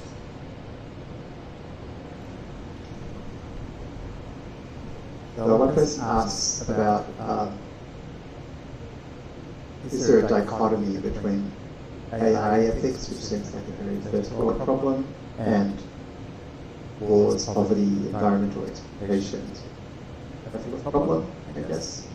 And there's an answer here which somebody else maybe can comment on whether you agree or have anything to add, which is that AI ethics is something that's very important also in other parts of the world, particularly in areas with high cell phone usage. For example, many countries in Africa have high cell penetration, where they use from Facebook and WhatsApp and YouTube, and though it's useful, it can be the source of many problems. Do you have any comments on kind of? Yeah, so I think the first question, so AI ethics, as I noted earlier, and I'm using the phrase data ethics here, but it's very broad and it refers to a lot of things. I think if people are talking about in the future, can computers achieve sentience and what are the ethics around that? And that is not my focus at all. I'm very much focused on, and this is our mission with the Center for Applied Data Ethics at the University of San Francisco, is kind of how are people being harmed now? What are the most immediate harms? And so in that sense, I don't think that data ethics has to be a first world or kind of futuristic issue. It's what's happening now. And yeah, and as the person said, and a few examples, one example I'll get to later is definitely the genocide in Myanmar, in which the Muslim minority, the Rohingya, are experiencing genocide. The UN has ruled that Facebook played a determining role in that. Yeah, I try. One of the things I like to do is go on VR chat and just talk to people. And there was a interesting conversation that came up about this topic actually. And I tried to say, that genocide by Facebook, but I didn't know it was Myanmar and all the specifics, so it kind of fizzled out. So I'm glad I'm getting reminded here. Which is really intense and terrible. And so I think that's an example of technology, leading to very real harm now. There also, WhatsApp, which is owned by Facebook. Yeah, and I'm actually really concerned that genocide in Myanmar, triggered by Facebook, that same mechanism for creating a genocide will happen in the United States. Like, it's just, there's a lot of vitriolic exchanges happening online specific to things happening in the United States right now, and I think that's really a cause for concern. There have been issues with people spreading disinformation and rumors, and it's led to dozens of lynchings in India, of people kind of spreading these false rumors of, there's a kidnapper coming around, and in these kind of small remote villages, and then a visitor or stranger shows up and gets killed. WhatsApp also played a very important role, or bad role, in the election of Bolsonaro in Brazil, election of Duterte in the Philippines. So I think technology is having a very profound immediate impact on people, and that those are the types of ethical questions I'm really interested in, and that I hope you are interested in as well. Do you have anything else to say about that, or? And I will talk about disinformation. I realize those were kind of some disinformation focus. I'm going to talk about bias first. I think it's bias then disinformation. Yes? Question? Mm-hmm. When we talk about ethics, how much of this is intentional unethical behavior? I see a lot of the examples as sort of confident behavior or bad modeling, where the product or models are rushed without sufficient testing, thought about bias, and so forth, but not necessarily malintent. Yeah, no, I agree with that. I think that most of this is unintentional. I do think there's often, though, we'll get into some cases. I think that in many cases the profit incentives are misaligned, and I do think that when people are earning a lot of money, it is very hard to consider actions that would reduce their profits, even if they would prevent harm and increase kind of ethics. And so I think that there's at some point where valuing profit over how people are being harmed is, when does that become intentional is a question to debate. But I don't think people are setting out to say, like, I want to cause a genocide or I want to help a authoritarian leader get elected. Most people are not starting with that, but I think sometimes it's a carelessness and a thoughtlessness, but that I do think we're responsible for that, and we're responsible to kind of be more careful and more thoughtful in how we approach things. All right, so bias. Bias, I think, is an issue that's probably gotten a lot of attention, which is great. And I wanted to get a little bit more in depth because sometimes discussions on bias stay a bit superficial. There was a great paper by Harini Suresh and John Gutag last year that looked at, kind of came up with this taxonomy of different types of bias and how they had kind of different sources in the machine learning kind of pipeline. And it was really helpful because different sources have different causes, and they also require different approaches for addressing them. Harini wrote a blog post version of the paper as well, which I love when researchers do that. I hope more of you, if you're writing an academic paper, also write the blog post version. And I'm just going to go through a few of these types. So one is representation bias, and so I would imagine many of you have heard of Joy Balamwini's work, which has rightly received a lot of publicity. In Gender Shades, she and Timnit Gebru investigated commercial computer vision products from Microsoft, IBM, and Face++, and then Joy Balamwini and Deb Raji did a follow-up study that looked at Amazon and Keros and several other companies. And the typical results they kind of found basically everywhere was that these products performed significantly worse on dark-skinned women. So they were kind of doing worse on people with darker skin compared to lighter skin, worse on women than on men, and then the kind of intersection of that, dark-skinned women had these very high error rates. And so one example is IBM. Their product was 99.7% accurate on light-skinned men and only 65% accurate on dark-skinned women. And again, this is a commercial computer vision product that was released. Question? There's a question from the criminal study group about the Volkswagen sample. In many cases, it's management that drives and rewards unethical behavior. What can an individual engineer do in a case like this, especially in a place like Silicon Valley where people move companies so often? Yeah, so I think that's a great point. Yeah, and that is an example where I would have much rather seen people that were higher ranking doing jail time about this because I think that they were driving that. I think that it's great to remember that I know many people in the world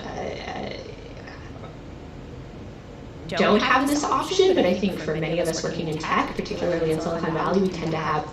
Jail is such a weird thing to do to somebody who did this too, because it's like, you're putting them in a cage essentially. Like, how does that prevent them from doing something like this? Like, they can, if anything, they have more time, and they can get books and stuff in jail still. Like, it's just, jail time is such a weird way to handle this sort of criminality. Like, in my mind, it's like, how is sending somebody to jail going to make this better? I just don't get it.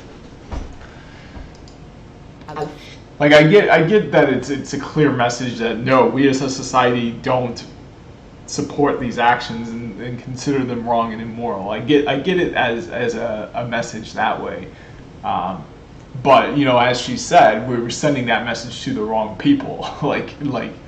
It's just, this is I actually, the more I learn about this, the more I tend to agree that this might be a bigger problem facing humanity than like global warming and nuclear security. A lot of options, and often more options than we realize. Like, I talk to people frequently that feel trapped in their jobs, even though they're a software engineer in Silicon Valley, and so many companies are hiring. So I think it is important to use that leverage. I think a lot of the kind of employee organizing movements are very promising, and that can be useful. But really trying to kind of vet the ethics of the company you're joining, and also being willing to walk away if you're able to do so. That's a great question. Yeah, and it's not just about being willing to walk away. I think what's really important is to be able to walk away. So, a really good metric is to have enough saved, on hand, so that you're able to walk away. I think that's what is more important to focus on, is being able to walk away as opposed to being willing to walk away. Because if you're able, you're willing, but if you're willing, you're still not necessarily able. If you're able and you're willing, you can walk away. But if you're willing but you're not able, you can't walk away. So it's more important in my mind to be able to walk away than it is to be willing to walk away, because if you're willing to walk away, you still might not be able to walk away. You'll only be able to walk away if you're able, whether or not you're willing. So this example of representation bias, here the kind of way to address this is to build a more representative data set. It's very important to keep consent in mind of the people, if you're using pictures of people, that Joy Bellamy and Tim Nick Everett did this. But of course, you're less able to walk away if you're on the, so it's, oh man, it's just so complicated. As part of gender shades. However, this is the fact that this was a problem not just for one company, but basically kind of every company they looked at, was due to this underlying problem, which is that in machine learning, benchmark data sets spur on a lot of research. However, kind of several years ago, all the kind of popular facial data sets were primarily of light-skinned men. For instance, IGBA, kind of popular face data set several years ago, only 4% of the images were of dark-skinned women. Yes? Question. I've been worried about COVID-19 contact tracing and the erosion of privacy, location tracking, private surveillance companies, etc. What can we do to protect our digital rights post-COVID? Can we look to any examples in history of what to expect? That is a huge question, and something I have been thinking about as well. I'm going to put that off till later to talk about, and that is something where in the course I teach, I have an entire unit on privacy and surveillance, which I do not in tonight's lecture, but I can share some materials, although I'm already really even just like rethinking how I'm going to teach privacy and surveillance in the age of COVID-19 compared to 2 months ago when I taught it the first time. But that is something I think about a lot, and I will talk about later if we have time, or on the forums if we don't. That's a great question, a very important question.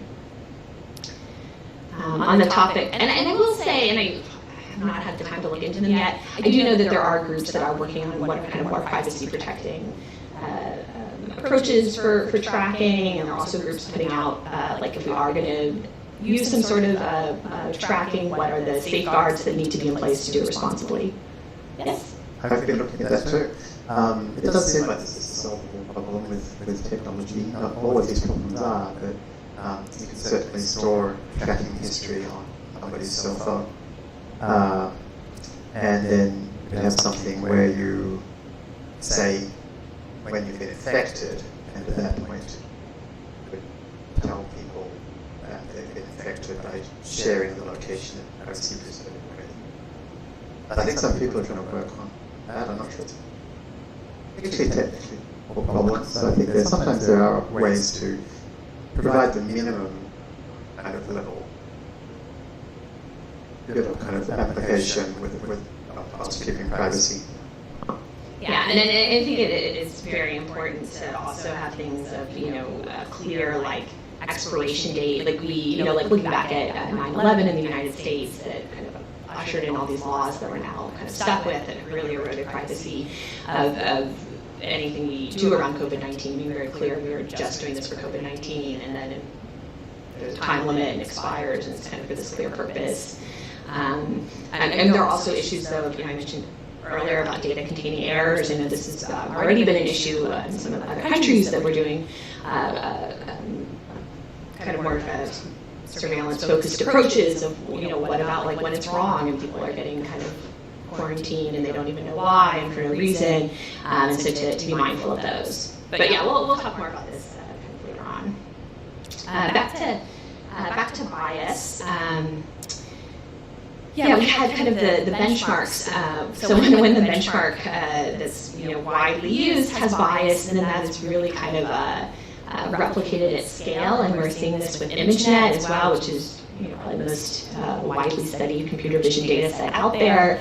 2/3 of the ImageNet images are from the West. So this pie chart shows that the 45% of the images in ImageNet are from the United States, 7% from Great Britain, 6% from Italy, 3% from Canada, 3% from Australia.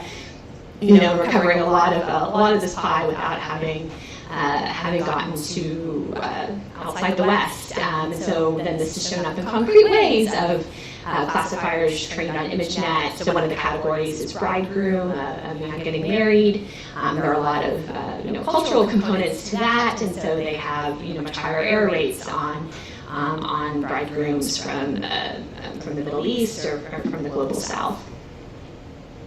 And there are people now kind of working to diversify these data sets, but it is quite dangerous that they can really be kind of widely built on at scale, or have been widely built on at scale before these biases were recognized.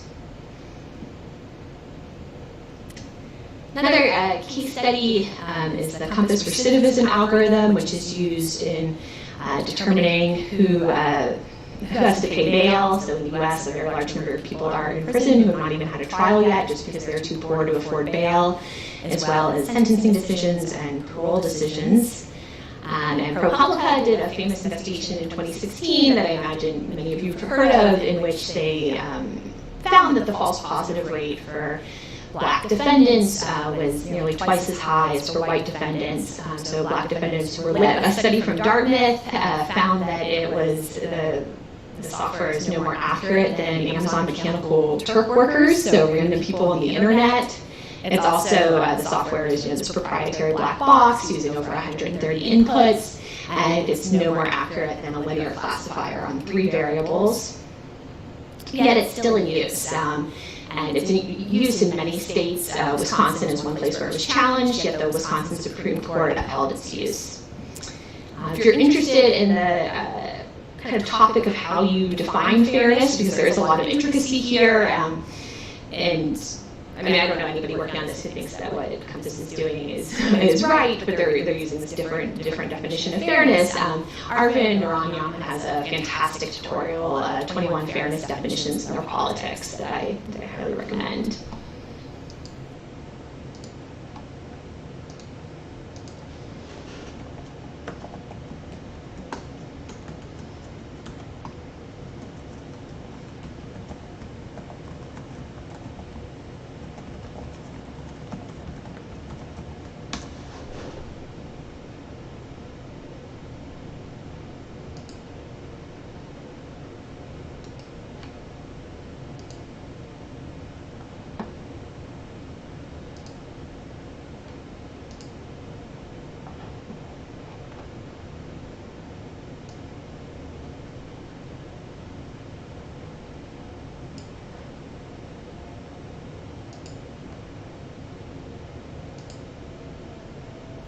Some papers tried to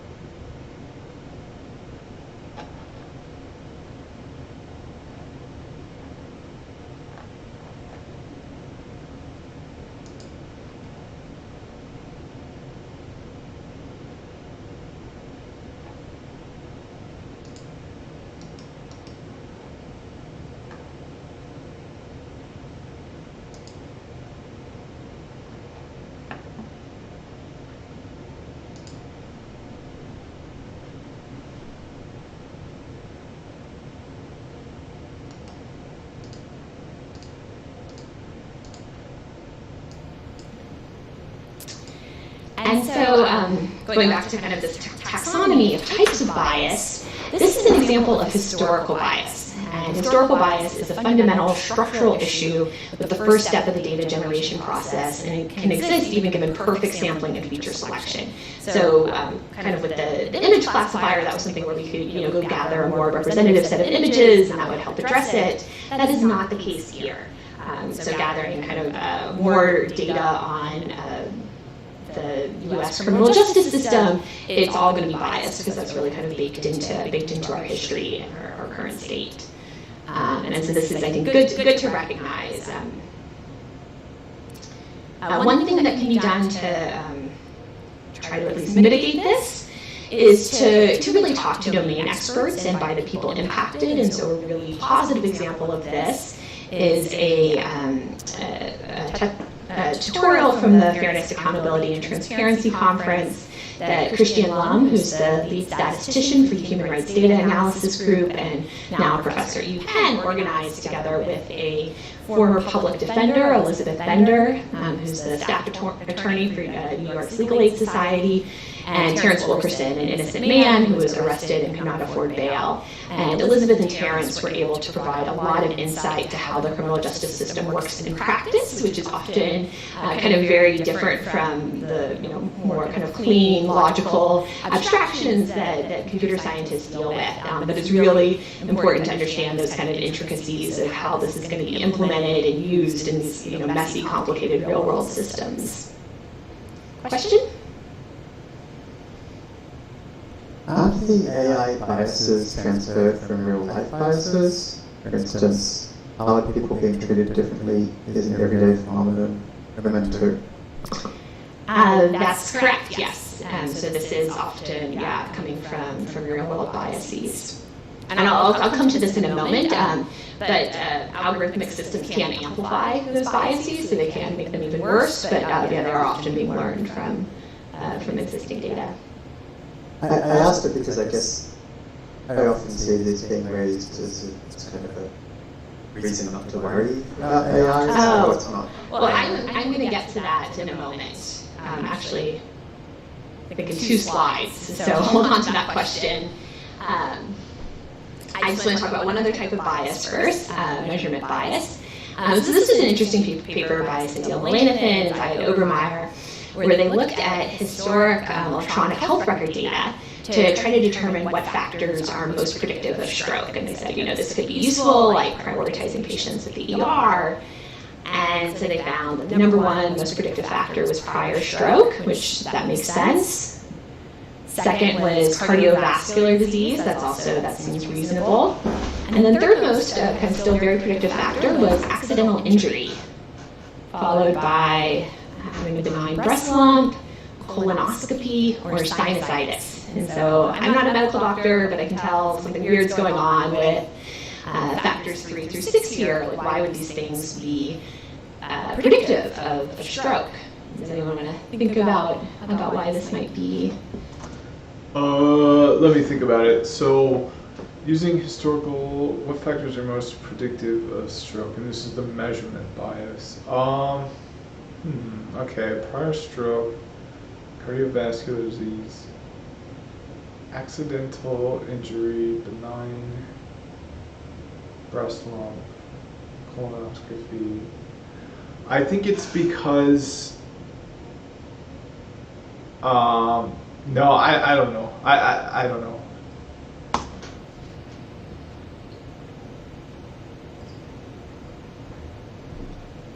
Any guesses you want to read? Someone's, yeah. Okay, the first answer was they test for it anytime someone has stroke. Confirmation bias, overfitting, is it because they happen to be in hospital already? Biased data, EHR records these events.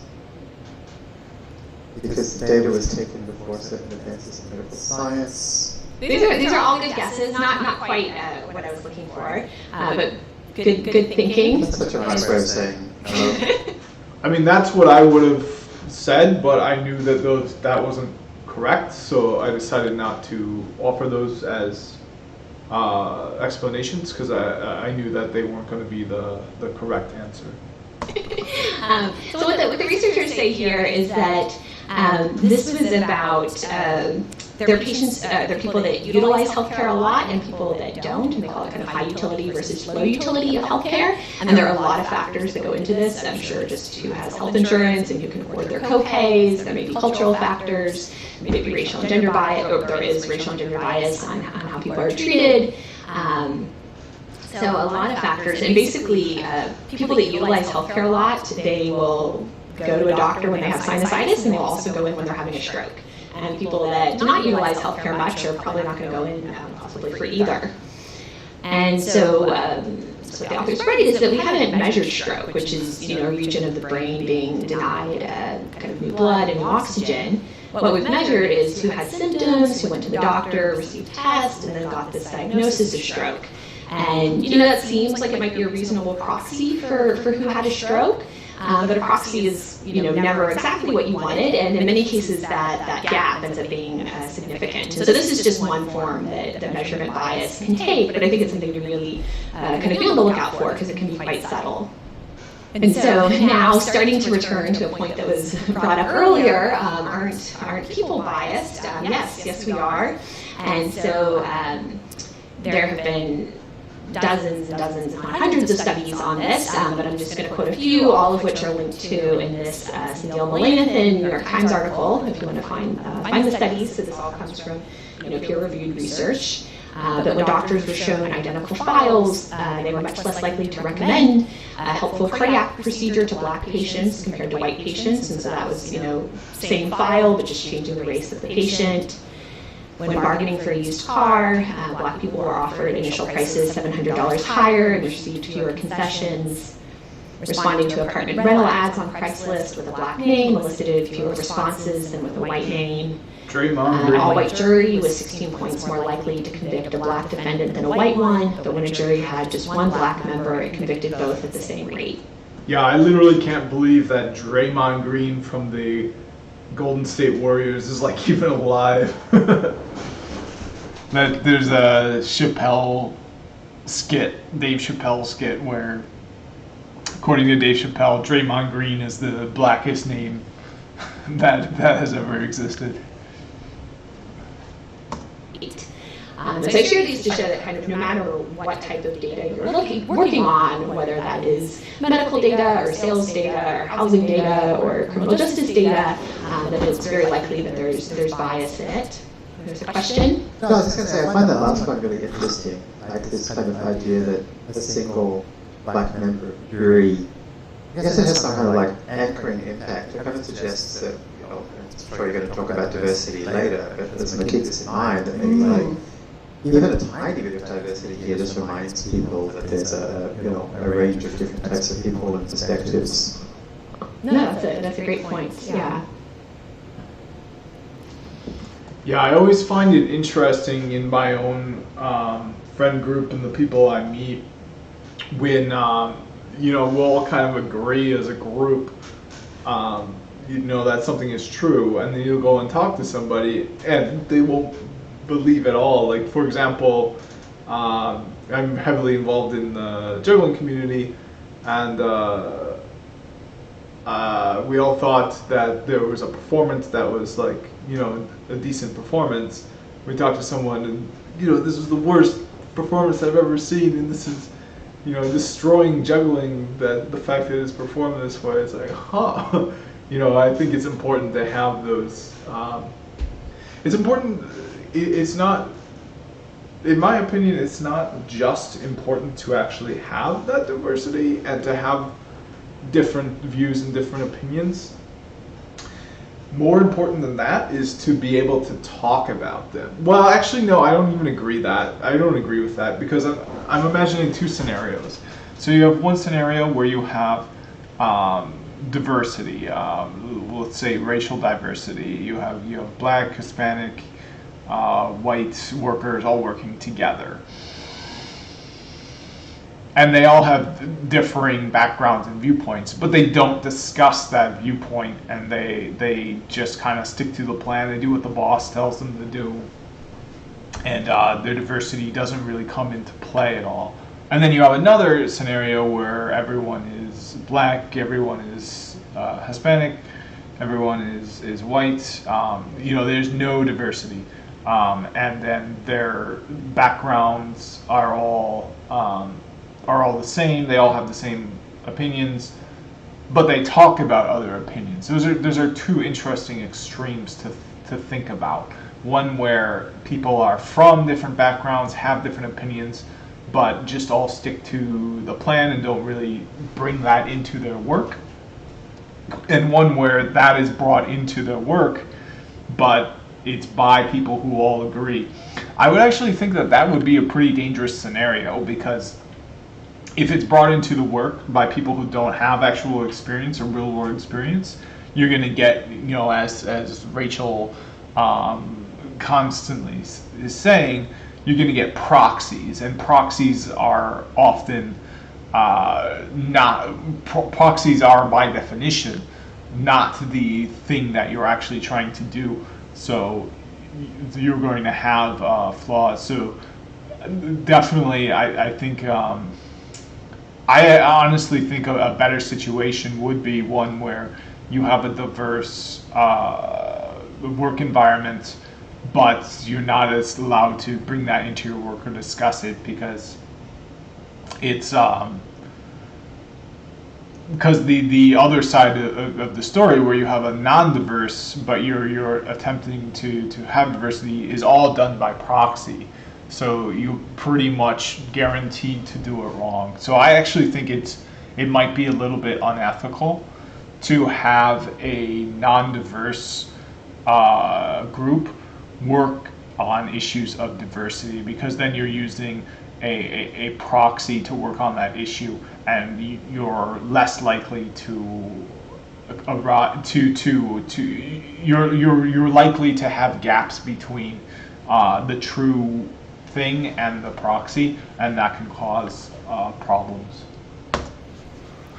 And so the question that was kind of asked earlier is, so why does algorithmic bias matter? Like I've just shown you that humans are really biased too. So why are we talking about algorithmic bias? People brought this up, kind of like what's the fuss about it?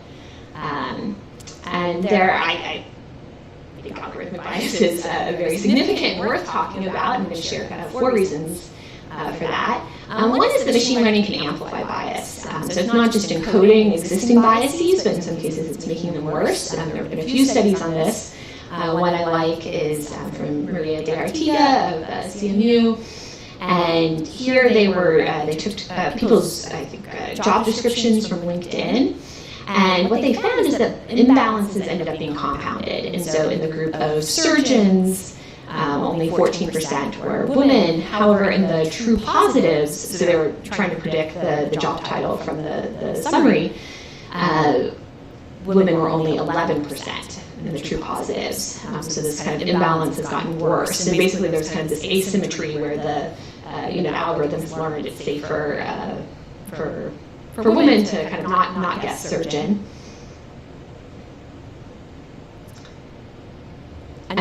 So this is one reason. Another reason that algorithmic bias is a concern is that algorithms are used very differently than human decision makers in practice. And so people sometimes talk about them as though they are plug and play interchangeable of, with the human's this bias and the algorithm is, this bias, why don't we just substitute it in? However, the whole system around it ends up kind of being different in practice.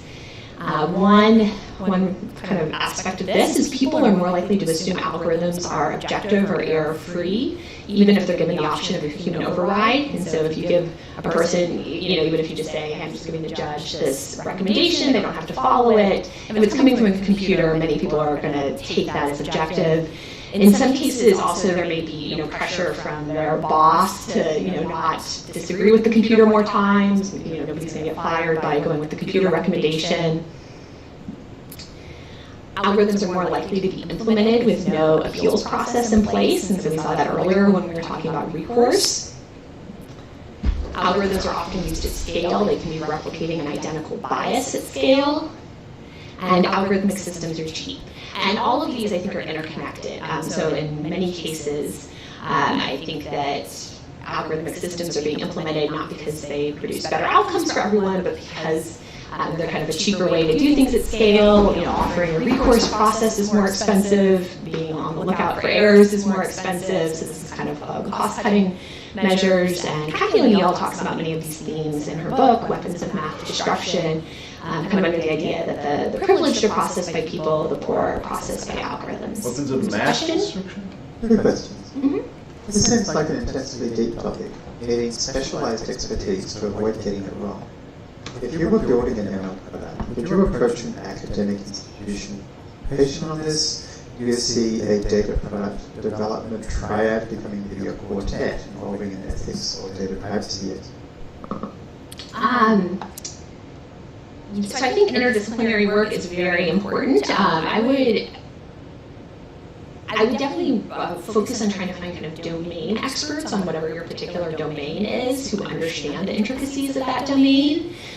Is important. And I think with the academic, it depends. You do want to make sure you get someone who's kind of applied enough to kind of understand how things are happening in industry. But again, I think involving more people and people from more fields is a good approach on the whole.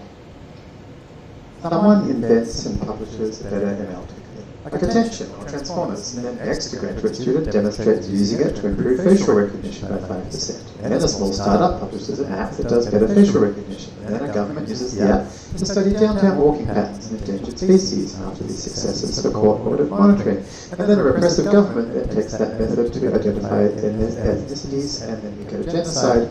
No one's made a huge ethical error at any incremental step, yet the result is horrific.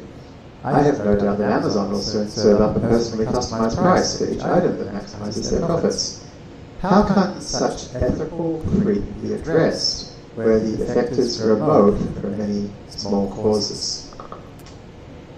So that's a kind of a great summary of how these things can happen somewhat incrementally. I'll talk about some tools to implement towards the end of this lesson that hopefully can help us. So some of it is I think we do need to get better at kind of trying to think a few more steps ahead than we have been.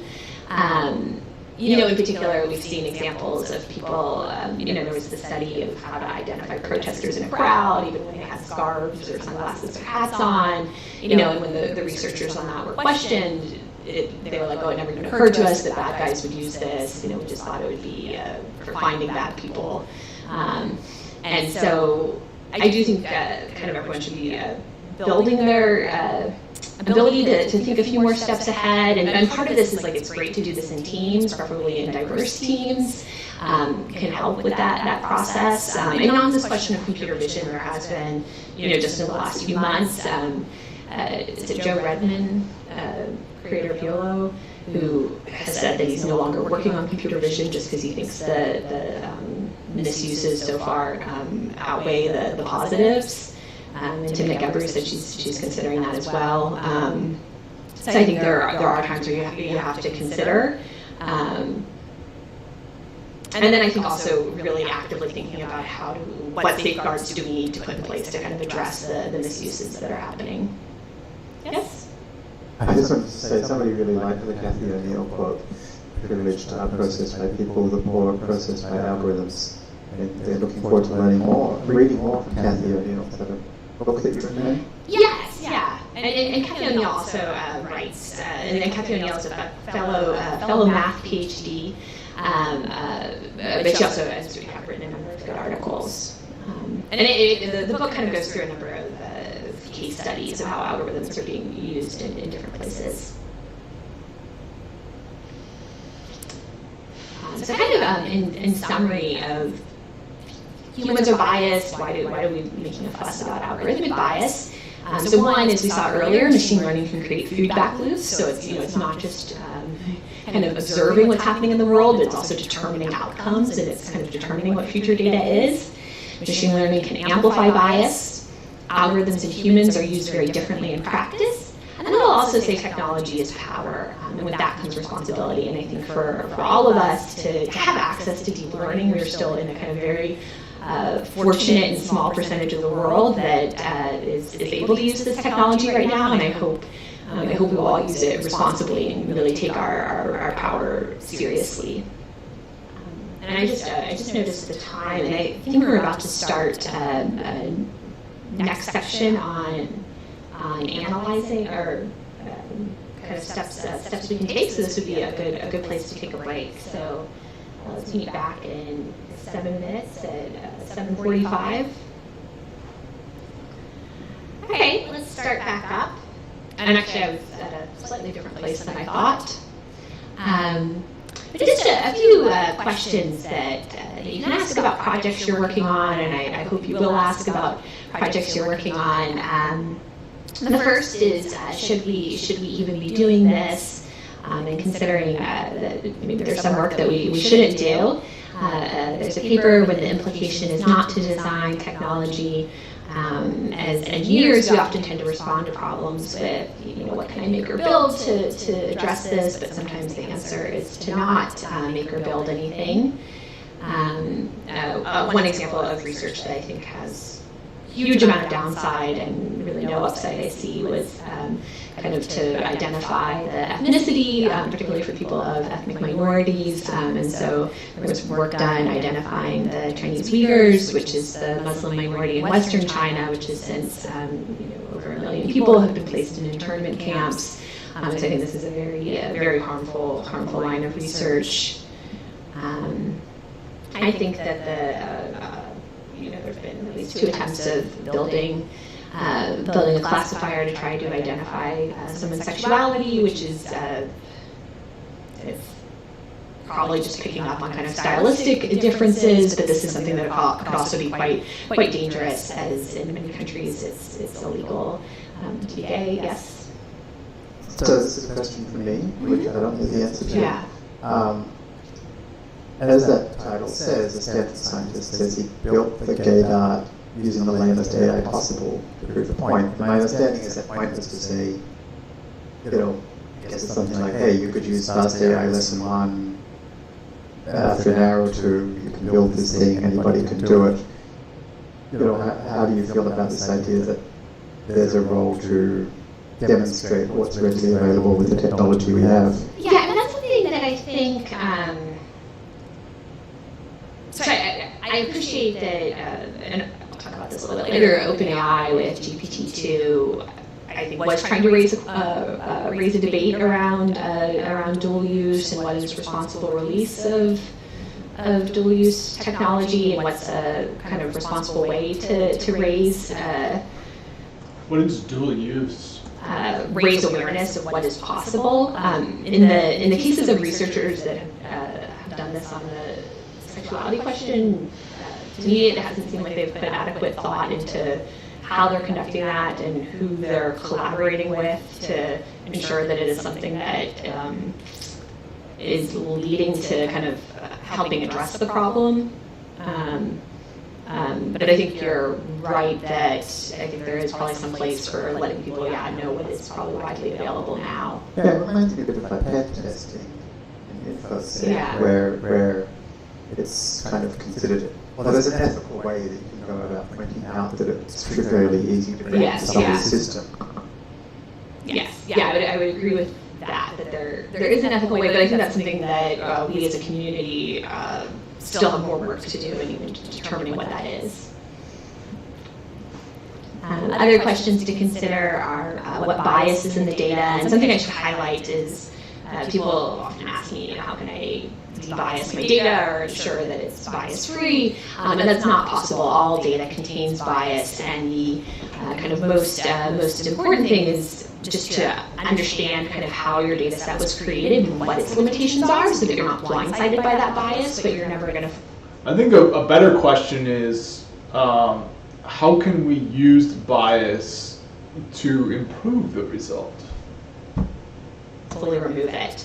And some of the, I think, most promising approaches in this area are work like Timothy Gebru's data sheets for data sets, which is kind of going through and asking kind of a bunch of questions about how your data set was created and for what purposes and how it's being maintained, and what are the risks in that, just to really kind of be aware of the context of your data.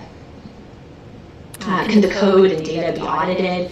I think particularly in the United States we have a lot of issues with when private companies are creating software that's really impacting people through the criminal justice system or hiring. And when these things are, kind of their proprietary black boxes that are protected in court, this creates a lot of kind of issues of, what are our rights around that. Looking at error rates for different subgroups is really important, and that's what's so powerful about Joy Balwini's work. If she had just looked at light skin versus dark skin and men versus women, she wouldn't have identified just how poorly the algorithms were doing on dark-skinned women. What is the accuracy of a simple rule-based alternative? And this is something I think Jeremy talked about last week, which is just kind of good machine learning practice to have a baseline. But particularly in cases like the compass recidivism, where this 130 variable black box is not doing much better than a linear classifier on 3 variables, that raises kind of a question of why are we using this? And then what processes are in place to handle appeals or mistakes, because there will be errors in the data, there may be bugs in the implementation, we need to have a process for recourse. Yes? Can I answer this is for me now? Sorry, I'm asking a question. I already voted them after all. What's the thinking behind this idea that a simpler model is you're going to say a simpler model, all other things being the same, you should pick the simpler one? Is that what this baseline's for? And if so, what's the kind of thinking behind that? Well, I guess with the compass recidivism algorithm, some of this for me is linked to the proprietary black box nature, and so you're right, if we had a way to introspect and what were our rights around appealing something. But I would say, like why use the more complex thing if the simpler one works the same. And then how diverse is the team that built it? And I'll talk more about team diversity later in this lesson. It says Jeremy at the start, but I'm not the teacher, so it actually says, Jeremy, do you think transfer learning makes this tougher, auditing the data that led to the initial model? I assume they mean Jeremy, please ask Rachel. No, they were asking you. That's a good question. Again, I think it's important. I would say I think it's important to have information probably on both data sets, what the initial data set used was and what the data set you used to fine tune it. Do you have thoughts on that? What she said. And then I'll say, while bias and fairness, as well as accountability and transparency are important, they aren't everything. And so there's this great paper, a mulching proposal by Oz Keys et al. And here they talk about a system for turning the elderly into high nutrient slurry. So this is something that's clearly unethical, but they propose a way to do it that is fair and accountable and transparent and meets these qualifications. And so that kind of shows some of the limitations of this framework, as well as kind of being a good technique for kind of inspecting whatever framework you're using, trying to find something that's clearly unethical that could meet the standards you put forth. That looks like an interesting one as well. The mulching proposal.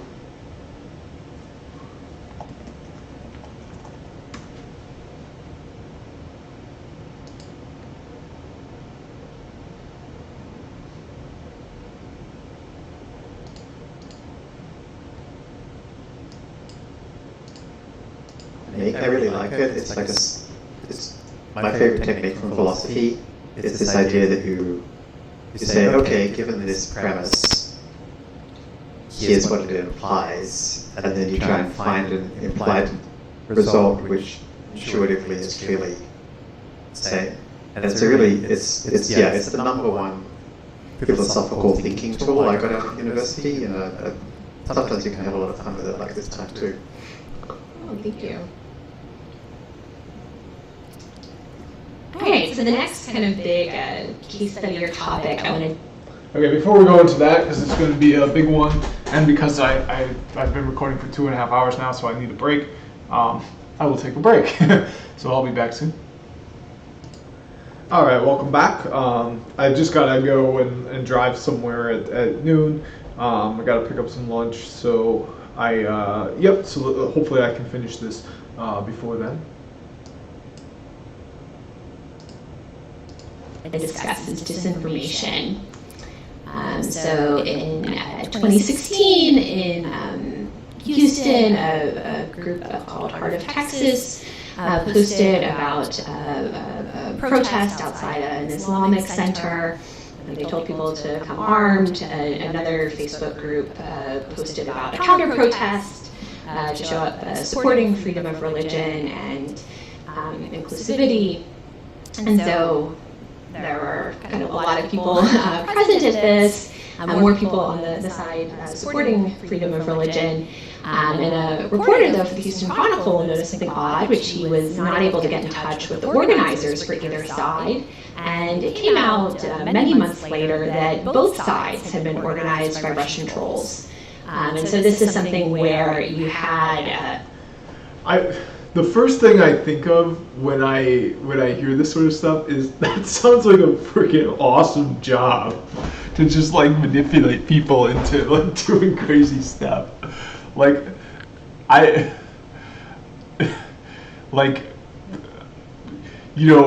this is why let's put it this way. I'm a network engineer because I think I would have way too much fun in a job like that. My job is not to do anything like that. The people protesting were, genuine Americans, kind of protesting their beliefs, but they were doing it in this way that had been kind of completely framed very disingenuously by Russian operatives. And so when thinking about disinformation, it is not, people often think about so-called fake news, and inspecting like a single post, is this true or false? But really disinformation is often about orchestrated campaigns of manipulation, and that it involves seeds of truth, kind of the best propaganda always involves kernels of truth, at least.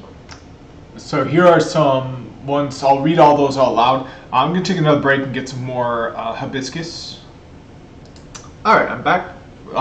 So I wanted to read these. Activists are outing hundreds of Twitter users believed to be 4chan trolls posing as feminists. Russian trolls promoted anti-vaccination propaganda that may have caused a measles outbreak, researcher claims. I mean, this one is really interesting because we tend to think of warfare as, a soldier shooting somebody with a rifle, or somebody doing a missile. But if you convince people to not vaccinate themselves and 100 people die from a measles outbreaks, that's as effective as an attack as a soldier shooting someone with a gun, or as a bomb being dropped on a country. The same thing essentially happens, aside from the property damage. So this sort of thing is really not something to take lightly, not something to kind of dismiss as a crazy fake hoax that's happening. Like, this is real hot warfare. Like, if Russian trolls can convince people not to vaccinate themselves, or not to do really essential, not to wear masks, not to have really essential common sense health preventative measures in place, that's no different than bombing a country. You're just having them do it themselves, in my opinion. So this sort of thing, I think, is really serious, and look at this. Like, activists are outing hundreds. This isn't being mitigated by the government, by the military. Those are just activists going in there. The black feminists who saw the alt-right threat coming, the surprising nuance behind the Russian troll strategy, Houston protest organized by Russian trolls, disinformation spreads on WhatsApp ahead of Brazilian election. I mean, these are, especially election tampering, like, that's a matter for the military. Like, and our military in the United States, I don't know that much about it, but from I understand, a lot of its funding goes into, what I mentioned, shooting someone with a gun, bombing someone, this equipment that is just not effective anymore. The most effective way to damage a country is to have people disbelieve in information that benefits them.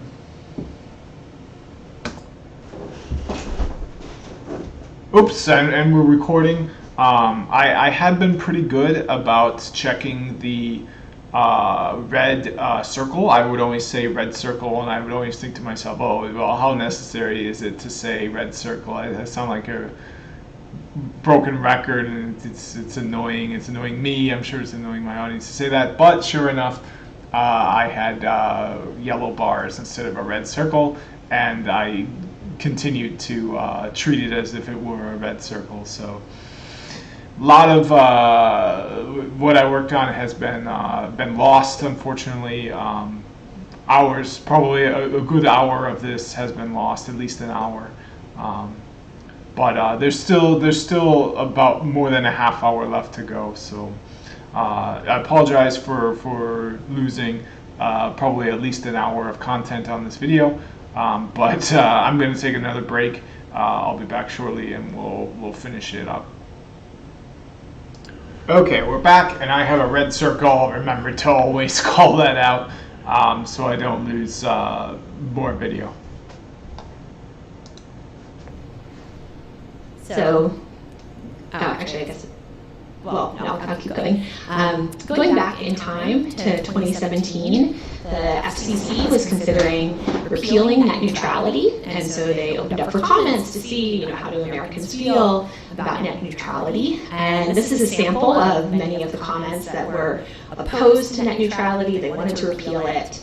And it included, I'll just read a few clips. Americans, as opposed to Washington bureaucrats, deserve to enjoy the services they desire. Individual citizens, as opposed to Washington bureaucrats, should be able to select whichever services they desire. People like me, as opposed to so-called experts, should be free to buy whatever products they choose.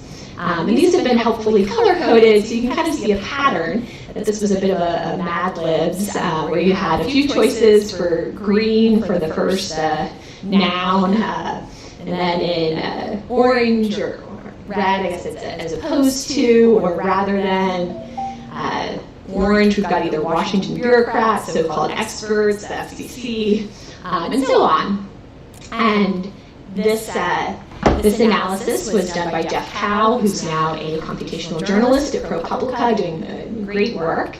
And he did this analysis discovering this campaign in which these comments were designed to look unique, but had been created kind of through some mail merge style, kind of putting together a Mad Libs. Yes? So this was great work by Jeff. So these are comments designed to make it more believed that repealing net neutrality is a good thing. So more than 1 million pro-repeal net neutrality comments were fake. So they're basically making it look like there's 1 million people who think that repealing net neutrality is really important. But the truth is that it's all just fake comments, and repealing net neutrality really only benefited a small handful of companies, and the rest of me as a network engineer, it's like, damn, like there goes like my whole industry if they repeal net neutrality. He found that so while they received, the FCC received over 22 million comments, less than 4% of them were truly unique. And this is not all malicious activity. There are many kind of ways where you get a template to contact your legislator about something. But the example kind of shown previously, these were designed to look like they were unique when they weren't. And more than 99% of the truly unique comments wanted to keep net neutrality. However, that was not the case if you looked at the full 22 million comments. However, this was in 2017, which may not sound that long ago, but in the field of natural language processing, we've had like an entire kind of revolution since then. There's just been so much progress made, and this would be, I think, virtually impossible to catch today. Using if someone was using a sophisticated language model to generate comments. So Jess asks a question, which I'm going to treat it as a two-part question, even if it's not necessarily. What happens when there's so much AI trolling that most of what gets straight from the web is AI-generated text? And then the second part, and then what happens when you use that to generate more AI-generated text? Yeah, so for the first part, this is a real risk, or not risk, but kind of challenge we're facing of real humans can get drowned out when so much text is going to be AI trolling. And we're already seeing, and in the interest of time, I can talk about this information for hours, and I had to cut a lot of stuff out. But many people have talked about how kind of the new form of censorship. Okay, well, yeah. Rachel Thomas disinformation.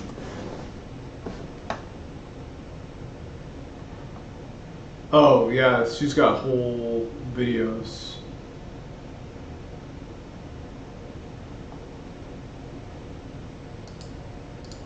Censorship is about drowning people out, and so it's not necessarily kind of forbidding someone from saying something, but just totally just drowning them out with a massive quantity of text and information and comments, and AI can really facilitate that, and so I do not have a good solution to that. In terms of AI learning from AI, text, I think you're going to get systems that are potentially kind of less and less relevant to humans and may have harmful effects if they're kind of being used to create software that is interacting with or impacting humans. So that's a concern. I mean, one of the things I find fascinating about this is we could get to a point where 99.99% of tweets and fast AI forum posts, whatever, are auto-generated, particularly on kind of more like political type places where a lot of it's pretty low content and basic. Yeah, we can get to a point where everything you ever have the ability to read is false. And to the point where anytime you even communicate with another person in person, everything they have ever been exposed to is false. So it's like, there's just, like, we can believe like such harmful and dangerous things. Like, it's just, it's unimaginable to me. Like, what is the, and I can't believe that like fact checking is a good, because when you have nearly all the information is false, how can you even fact check it? Because if you cross compare it against another resource, that other resource is false too. And the thing is, like, if it was actually good, we wouldn't even know. So, what if I told you that 75% of the people you're talking to on the forum right now are actually bots? How can you tell which ones they are? How would you prove whether they're right or wrong? Yeah, that's a good point too. Is if this information, although false, is not harmful, like, does it really even warrant investigation? And if it doesn't warrant investigation, there's literally the process to even determine whether it's true or false isn't even going to be conducted. Yeah, and I think this is a real issue on Twitter, of particularly people you don't know, wondering, like, is this an actual person or a bot? I think is a common question people wonder about, and can be hard to tell. But I think it has significance for, has a lot of significance for kind of how human government works. I think there's something about humans being in society and having norms and rules and mechanisms that this can really undermine and make difficult.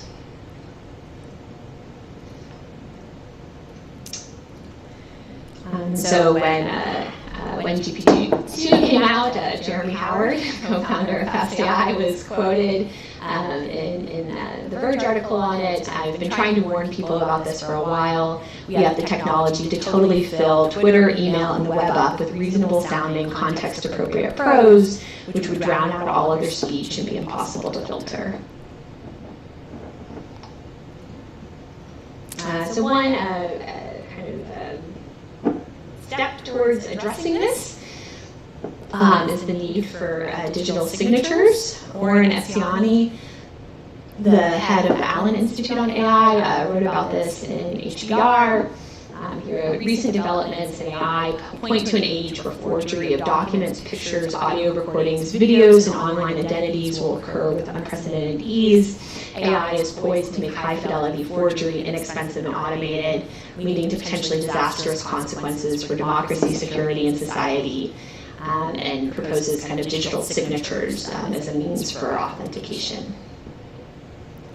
And I will say here, kind of one of the additional risks of kind of all this forgery and fakes is that it also undermines people speaking the truth. And Zainab Tufekci, who does a lot of research on protests around the world and different social movements, has said that she's often approached by kind of whistleblowers and dissidents who, in many cases, will risk their lives to try to publicize like a wrongdoing or human.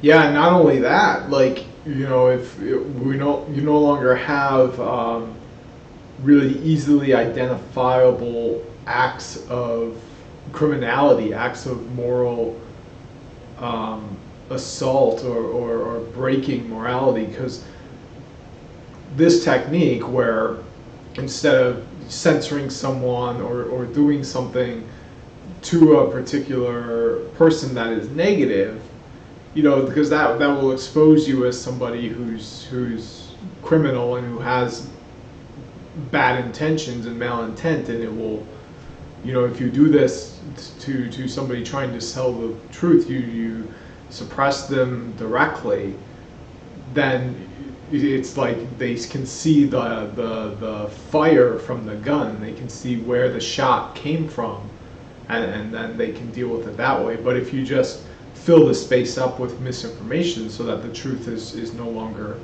out there, really, or statistically impossible to find, you can do that without the source of that being known. And yeah, this is a really insidious, effective tool of war. And it's I've been thinking about this a lot myself. It's just, I think most people in the United States just kind of don't understand this sort of thing, and are really doing things and thinking things and believing things that aren't in their own best interests and aren't in the best interests of the United States and the world at large, really. It's now, anyone who's not from the USA might kind of be triggered by me saying that something that is not in the best interests of the United States is not in the best interests of the world at large. But I will clarify and say I didn't necessarily say that. What I'm thinking of specifically is the Paris Agreement. I think the United States withdrawing from that is bad for the world at large. And I think a lot of the reasons the United States withdrew from that was due to misinformation about climate change.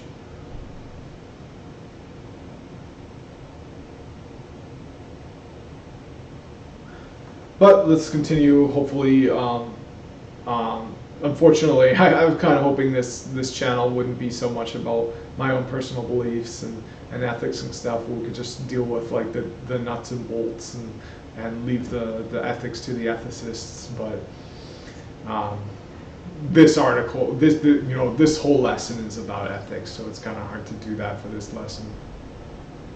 Rights violation, only to have kind of bad actors say, oh, that picture was photoshopped, that was faked, and that it's kind of now this big issue for whistleblowers and dissidents of how can they verify what they're saying, and that kind of that need for verification. And then someone you should definitely be following on this topic is Renee DiResta, and she wrote a great article with my God. Okay, Renee DiResta. Ooh, 7-step program for fighting disinformation. I love this.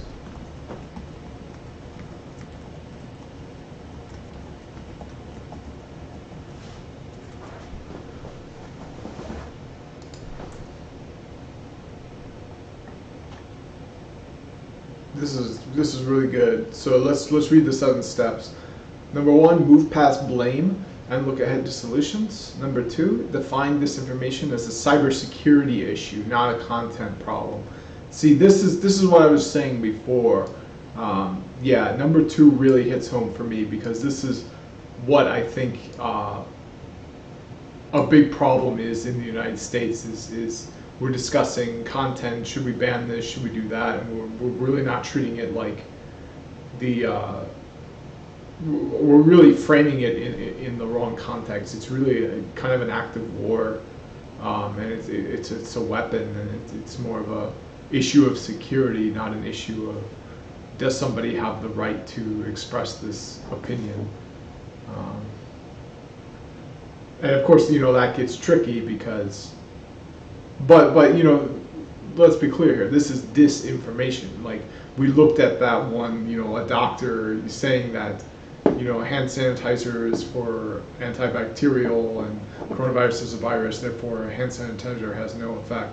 That's disinformation. That's not, somebody expressing, opinion or having a discussion. That's somebody who has a poor information diet, and as such is causing harm to discourse. So that's really a security issue for them to be expressing that opinion, even though it might be one that they actually legitimately have, because hand sanitizer that contains 60% or more alcohol is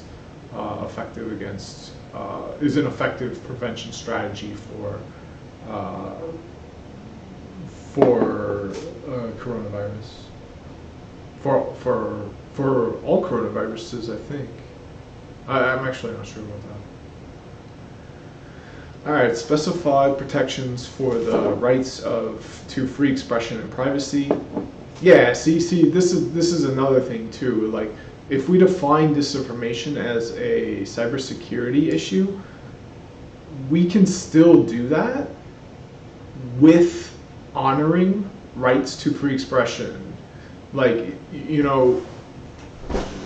and as she said, not doing that does the opposite, because the truth just gets drowned out otherwise. So this is something I believed before taking this lesson, is that the way we are framing disinformation in the United States is fundamentally broken. We're seeing it as, is it somebody's right to talk about this? Is this something that we ban somebody for? But we're really not seeing it as something that is fundamentally causing insecurity, and that is fundamentally harmful. Okay, create multi-staker mechanisms for sharing threat information effectively. Establish a fiduciary framework to promote platform ethics and user well-being. Establish an oversight body or bodies to identify disinformation problems and strategic solutions.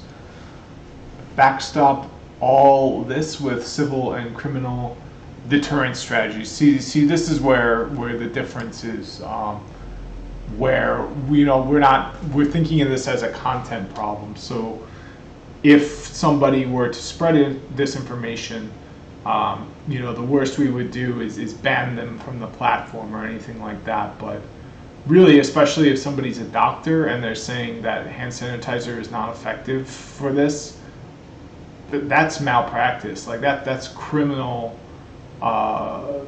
information. Like that's a crime in my opinion, especially if you're a doctor. If that person's a licensed doctor, they should lose their doctor's license for spreading that sort of information, at least, if not have some sort of fine or even jail time. I mean, for that particular post, I would say something like jail time is inappropriate, and I would even say something like, you know, a fine or like, you know, governmental persecution is not appropriate. But definitely the license to practice medicine, it definitely should be revoked from that person if they have one.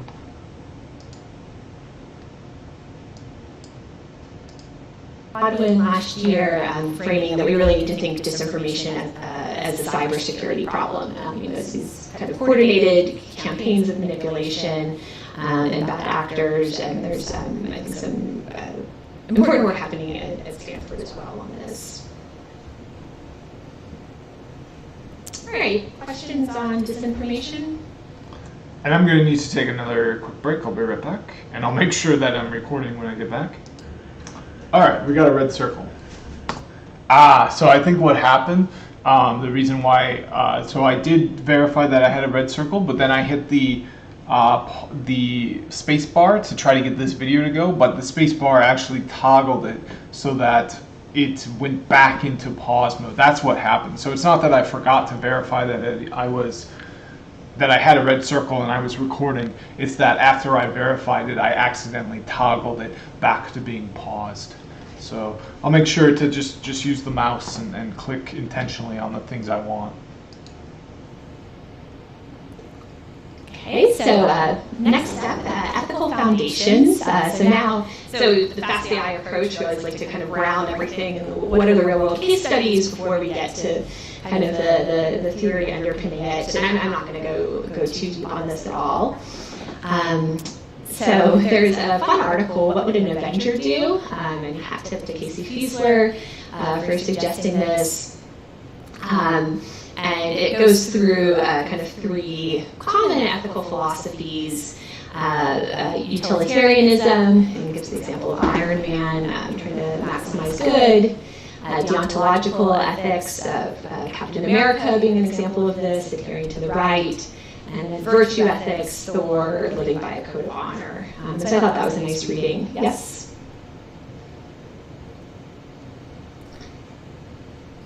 Where do you stand on the argument that social media companies are just neutral platforms, and that problematic content is the entire responsibility of the users, just the same way that phone companies aren't held responsible when phones are used for scams, or car companies are responsible when vehicles are used for, say, terrorist attacks?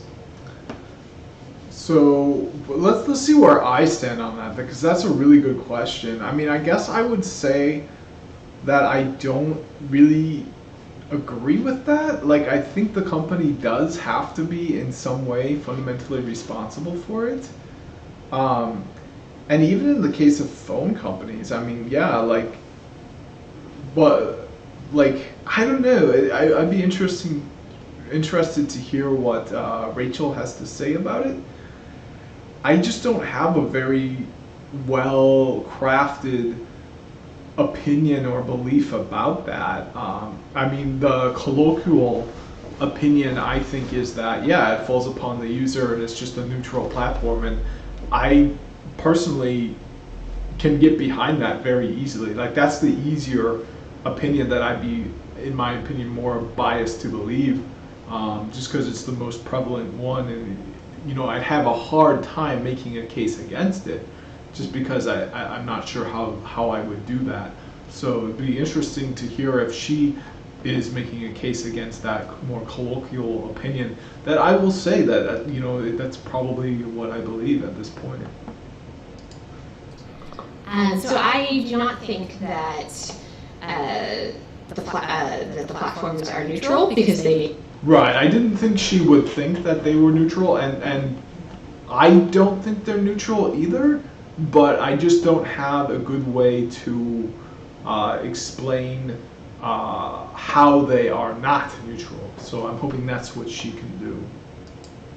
A number of design decisions and enforcement decisions around even kind of what their terms of service are and how those are enforced, and then keeping in mind harassment can drive many people off of platforms, and so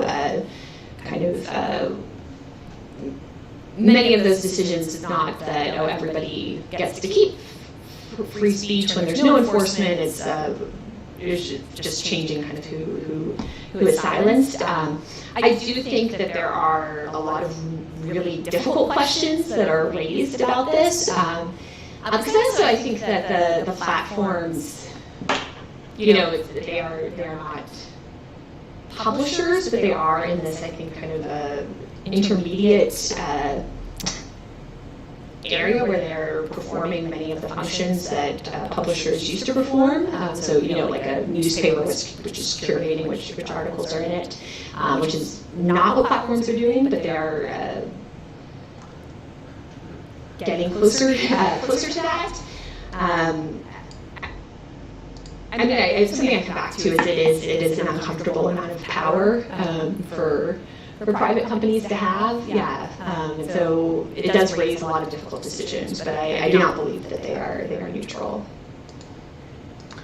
Yeah, I mean that's a good way to explain it. So my previous belief I would say was more like the colloquial definition colloquial belief, so kind of what everyone else believes, I think, in the United States, and that's that, those are kind of more neutral platforms, and if you use the platform for criminal behavior, you are the one who's liable for that behavior, not the platform. But I do kind of think there is a flaw in that, and I think she said it pretty well, and that's that to consider a platform completely neutral really kind of falsely claims that so let me put it this way. So to consider that a platform, or the claim that a platform is neutral,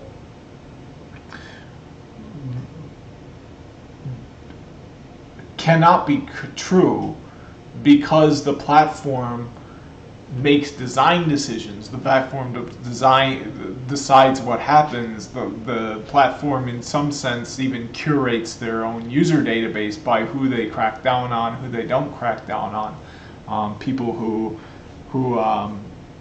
end up, somebody's arguing for one thing, somebody's arguing for the other thing. The person who is arguing for one thing or the other, it gets cracked down on for violating community standards, but the other one doesn't. In some sense, there's really no way to make the argument, in my opinion, that these platforms truly are neutral. I mean, I guess the phone company would be like, how can you say that a phone call is not a neutral, is not neutral to most parties, like, but at the same time, phone plans cost different things for different people. Phone advertising special deals are given out to different people, so it's kind of and then not only that, all the voice codecs and stuff that are like how people sound over the phone are, well, they're probably pretty neutral. See, I have trouble thinking of it outside of my own colloquial belief that they are neutral, and that the parties using this neutral entity are the sole parties liable for criminal activity. But I do think that the other side of that argument, that these companies are not neutral, and criminal activity then they are liable for criminal activity by their user base, even though that activity was not intentional by the actual company. Just the fact that the company created something that enabled criminal activity puts them liable as a co-conspirator in that critical criminal activity. I think that's, I mean, just my own thoughts, like I think that's more of a dangerous way to think about it, because if I have no intention at all and I'm not doing anything illegal, and then somebody can take the thing I did that I did in good intentions and did it perfectly legal to do something that's illegal, and then that means that I did something illegal, there's just no way to make a moral judgment and do the right thing, because doing the right thing could be doing the wrong thing depending on how other people interact with the thing that you did. And I think that's much more dangerous than just assuming, if I did something, that thing I did is now neutral. Well, of course, unless I intentionally did something for a criminal. But if I made something that was legal at the time, and that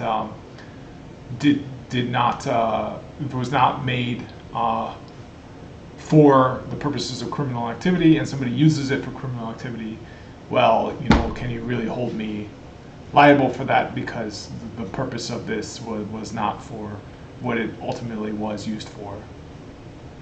And in fact, the person using it violated the standards and guidelines that I set forth for how this was meant to be used.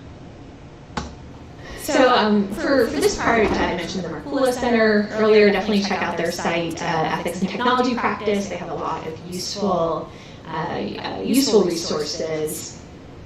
And I'm going to go through these relatively quickly as just kind of examples. So they give some kind of deontological questions that technologists could ask. And so deontological ethics are where you kind of have various kind of rights or duties that you might want to respect. And this can include principles like privacy or autonomy. How might the dignity and autonomy of each stakeholder be impacted by this project? What considerations of trust and of justice are relevant? Does this project involve any conflicting moral duties to others? In some cases, there'll be a kind of conflict between different rights or duties you're considering. And so this is kind of an example, and they have more in the reading of the types of questions you could be asking kind of when evaluating, of just even how do you evaluate kind of whether a project is ethical. Consequentialist questions, who will be directly affected, who will be indirectly affected, and consequentialist includes utilitarianism as well as common good. Will the effects in aggregate create more good than harm, and what types of good and harm? Are you thinking about all the relevant types of harm and benefit, including psychological, political, environmental, moral, cognitive, emotional, institutional, cultural, also looking at long-term benefits and harms? And then who experiences them? Is this something where the risk of the harm are going to fall disproportionately on the least powerful? Who's going to be the ones to accrue the benefits? Have you considered dual use? So these are again kind of So she still has not defined dual use. I don't know what that means. questions you could use when trying to evaluate a project. And I think in the recommendation of the Markula Center is that this is a great activity to be doing as a team and as a group. Yes. I was going to say, I can't overstate how useful this tool is. I think, oh, it's just a list of questions, But this is kind of, to me, this is the big gun tool for how you handle this. It's like if somebody's helping you think about the right set of questions, and then you go through them with a diverse group of people and discuss the questions.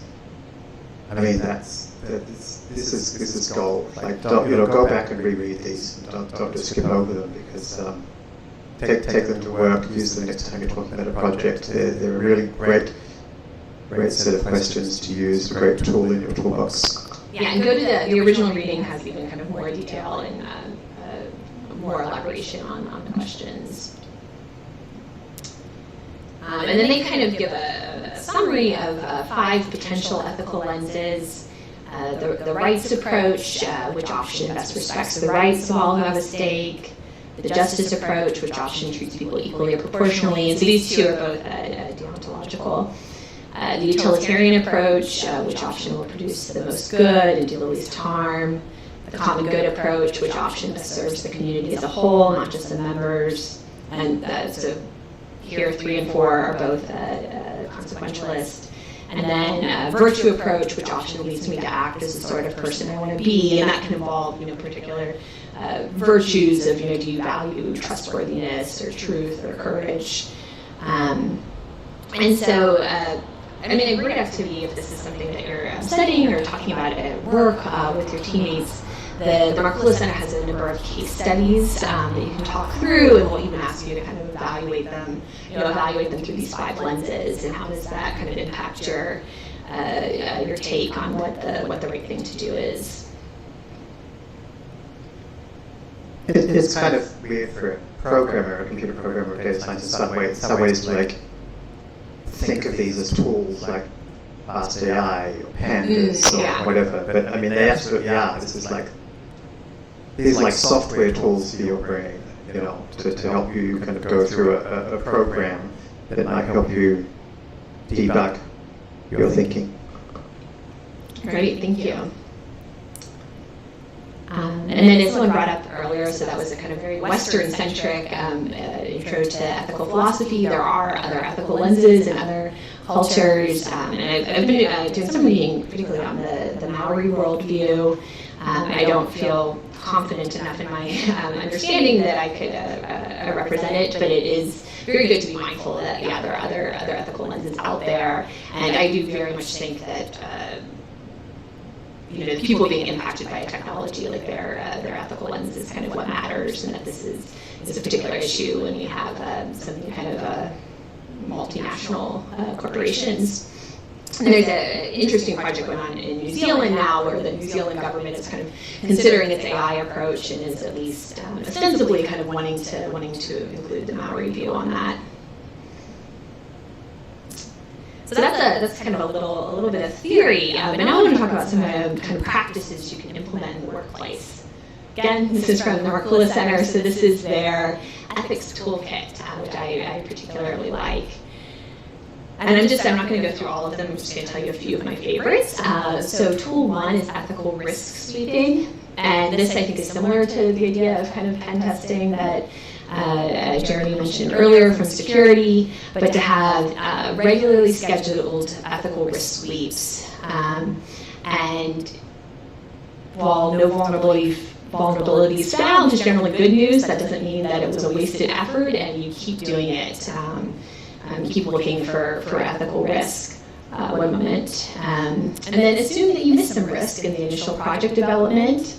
Also, you have to set up the incentives properly, where you're rewarding team members for spotting new ethical risk. Right? Yeah, so I've got some comments here. So my comment here is about the learning rate finder, and I'm not going to bother with the exact mathematical definition, partly because I'm a terrible mathematician and partly because it doesn't matter. But if you just remember, sorry, that's actually not me. I am just reading something that Patty Hendricks has trained a language model of me. So that was me reading a language model of me. Oh, that's great. Not the real me. Well, thank you. So this is a tool 1. I would say another kind of example of this, I think, is like red teaming, of having a team within your org that's kind of trying to find your vulnerabilities. Tool 3, another one I really like, expanding the ethical circle. So whose interests, desires, skills, experiences, and values have we just assumed rather than actually consulted? Who are all the stakeholders who will be directly affected? And have we actually asked them what their interests are? Who might use this product that we didn't expect to use it, or for purposes that we didn't initially intend? And so then a great implementation of this comes from the University of Washington's Tech Policy Lab. Did a project called Diverse Voices, and it's neat. They have both a academic paper on it, and then they also kind of have like a guide, lengthy guide on how you would implement this. But the idea is how to kind of organize expert panels around new technology. And so they did a few samples. One was they're considering augmented reality, and they held expert panels with people with disabilities, people who are formerly or currently incarcerated, and with women to get their input and make sure that was included. They did a second one on an autonomous vehicle strategy document and organized expert panels with youth, with people that don't drive cars, and with extremely low income people. And so I think this is a great guide if you're kind of unsure of how do you even go about setting something like this up to expand your circle, include more people, get perspectives that may be underrepresented by your employees. So I just want to let you know that this resource is out there. Tool 6 is think about the terrible people.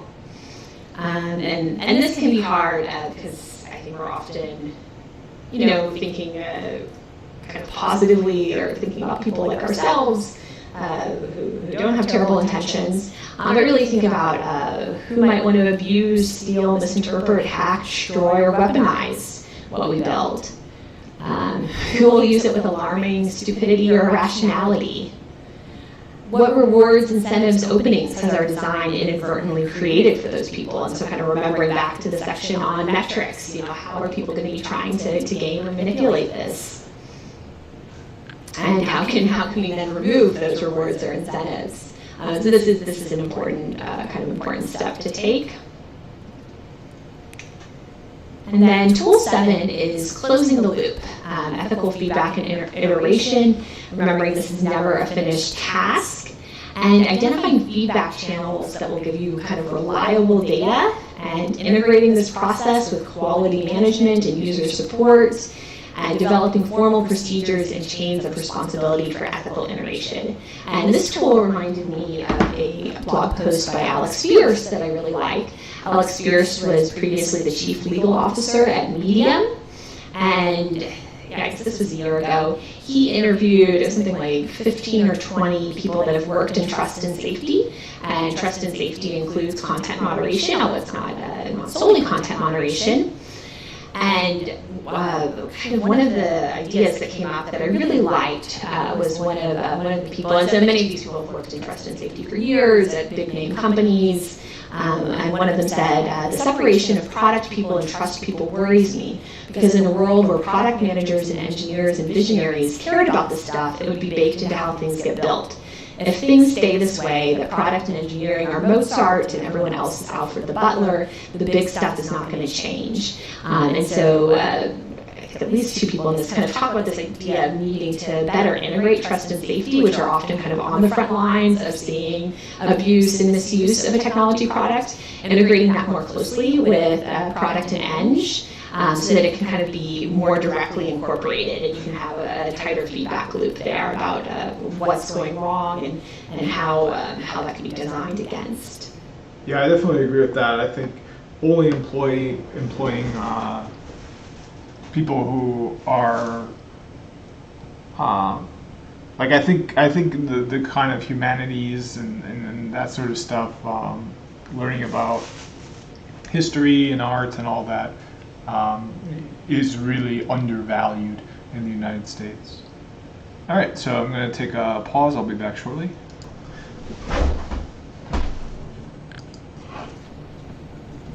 Okay, so these. Okay, so I don't know if I paused it or if I didn't pause it. You might have seen me entering and leaving the bathroom. I'll have to probably go back and review this.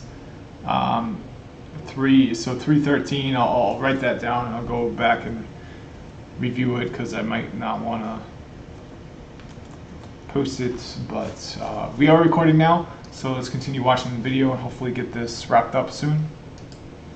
I linked to a few blog posts and research I thought relevant but inspired by the Markula Center's tools for tech ethics, and hopefully those are practices you could think about potentially implementing at your company. So next I want to get into diversity, which came up earlier. Only 12% of machine learning researchers are women. So this is kind of a very dire statistic. There's also a kind of extreme lack of racial diversity and age diversity and other factors. And this is significant. A kind of positive example of what diversity can help with, in a post, Tracy Chow, who was an early engineer at Quora and later at Pinterest, wrote that the first feature, and so I think she was like one of the first 5 employees at Quora, the first feature I built when I worked at Quora was the block button. I was eager to work on the feature because I personally felt antagonized and abused on the site. And she goes on to say that if she hadn't been there, they might not have added the block button as soon. And so that's kind of like a direct example of how having a diverse team can help. So my kind of key advice for anyone wanting to increase diversity is to start at the opposite end of the pipeline from where people talk about the workplace. I wrote a blog post 5 years ago, if you think women in tech is just a pipeline problem, you haven't been paying attention. And this was the most popular thing I had ever written until Jeremy and I wrote the COVID-19 post last month. So the second most popular thing I've written. But I linked to a ton of research in there. A key statistic to understand is that 41% of women working in tech end up leaving the field compared to 17% of men. And so this is something that recruiting more girls into coding or tech is not going to address this problem if they keep leaving at very high rates. I just had a little peek at the YouTube chat, and I see people are asking questions there. I just wanted to remind people that we are not, that Rachel and I do not look at that. If you want to ask us questions, you should use the forum thread. And if you see questions that you'd like, then please vote them up, such as this one. How about an ethical issue bounty program, just like the bug bounty programs that some companies have? No, I think that's a neat idea. Yeah, of rewarding people for finding ethical issues. And so the reason that women are more likely to leave tech is, and this was found in a meta-analysis of over 200 books, white papers, articles. Women leave the tech industry because they're treated unfairly, underpaid, less likely to be fast-tracked than their male colleagues, and unable to advance. And too often, diversity efforts end up just focusing on white women, which is wrong. Interviews with 60 women of color who work in STEM research found that 100% had experienced discrimination, and their particular stereotypes varied by race. And so it's very important to focus on women of color in diversity efforts as a kind of the top priority. A study found that men's voices are perceived as more persuasive, fact-based, and logical than women's voices, even when reading identical scripts. Researchers found that women receive more vague feedback and personality criticism in performance evaluations, whereas men are more likely to receive actionable advice tied to concrete business outcomes. When women receive mentorship, it's often advice on how they should change and gain more self-knowledge. When men receive mentorship, it's public endorsement of their authority. Only one of these has been statistically linked to getting promoted. It's the public endorsement of authority. And all these studies are linked to in another post I wrote called The Real Reason Women Quit Tech and How to Address It. Is that a question, Jeremy? Or? Yeah, so if you're interested, kind of these 2 blog posts, I linked to a ton of relevant research on this. And I think this is kind of the workplace is the place to start in addressing these things. So another issue is tech interviews are terrible for everyone. So now kind of working one step back from people that are already in your workplace, but thinking about the interview process. and I wrote a post on how to make tech interviews a little less awful, and I went through a ton of research. And I will say that the interview problem, I think, is a hard one. I think it's very time-consuming and hard to interview people well. But kind of the two most interesting pieces of research I came across, one was from TripleByte, which is a recruiting company that interviews, kind of does this first-round technical interview for people, and then they interview at Y Combinator. It's a Y Combinator company, and then they interview at Y Combinator companies. And then there's this very interesting data set where they've kind of given everybody the same technical interview, and then they can see which companies people got offers from when they were interviewing at many of the same companies. And the number one finding from their research is that the types of programmers that each company looks for often have little to do with what the company needs or does. Rather, they reflect company culture and the backgrounds of the founders. And this is something where they even gave the advice of, if you're job hunting, try to look for companies where the founders have a similar background to you. And that's something that, while that makes sense, that's going to be much easier for certain people to do than others, and particularly given the gender and racial disparities in VC funding, that's going to make a big difference. Yes? Actually, I would say that was the most common advice I heard from VCs when I became a founder in the Bay Area, was when recruiting, focus on getting people from your network and people that are as like-minded and similar as possible. That was by far the most common advice that I heard. Yeah, I mean, this is maybe like one of my controversial opinions. I do feel like ultimately, like I get why people hire from their network, and I think that long term, we all need to be particularly white people need to be developing more diverse networks, and that's like a 10-year project. That's not something you can do right when you're hiring, but really kind of developing a diverse network of friends and trusted acquaintances kind of over time. But yeah, thank you for that perspective too, Jeremy.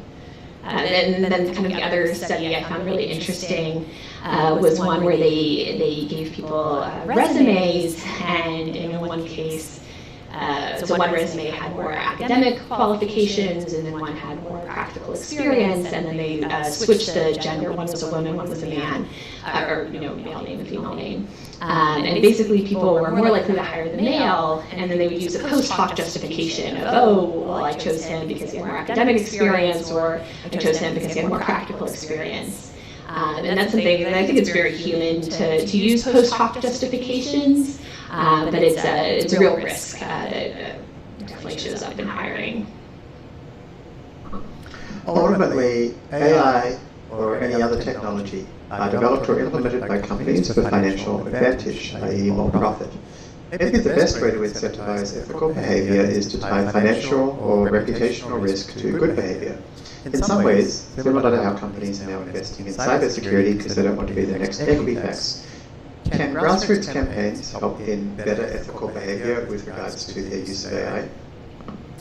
That's a good question, yeah, and I think there are a lot of analogies with cybersecurity, and I know that for a long time I think it was hard for people to make, or people had trouble making the case to their bosses of why they should be investing in cybersecurity, particularly because cybersecurity is something like when it's working well, you don't notice it, so that can be hard to build the case. So I think that there is a place for grassroots campaigns, and I'm going to talk more.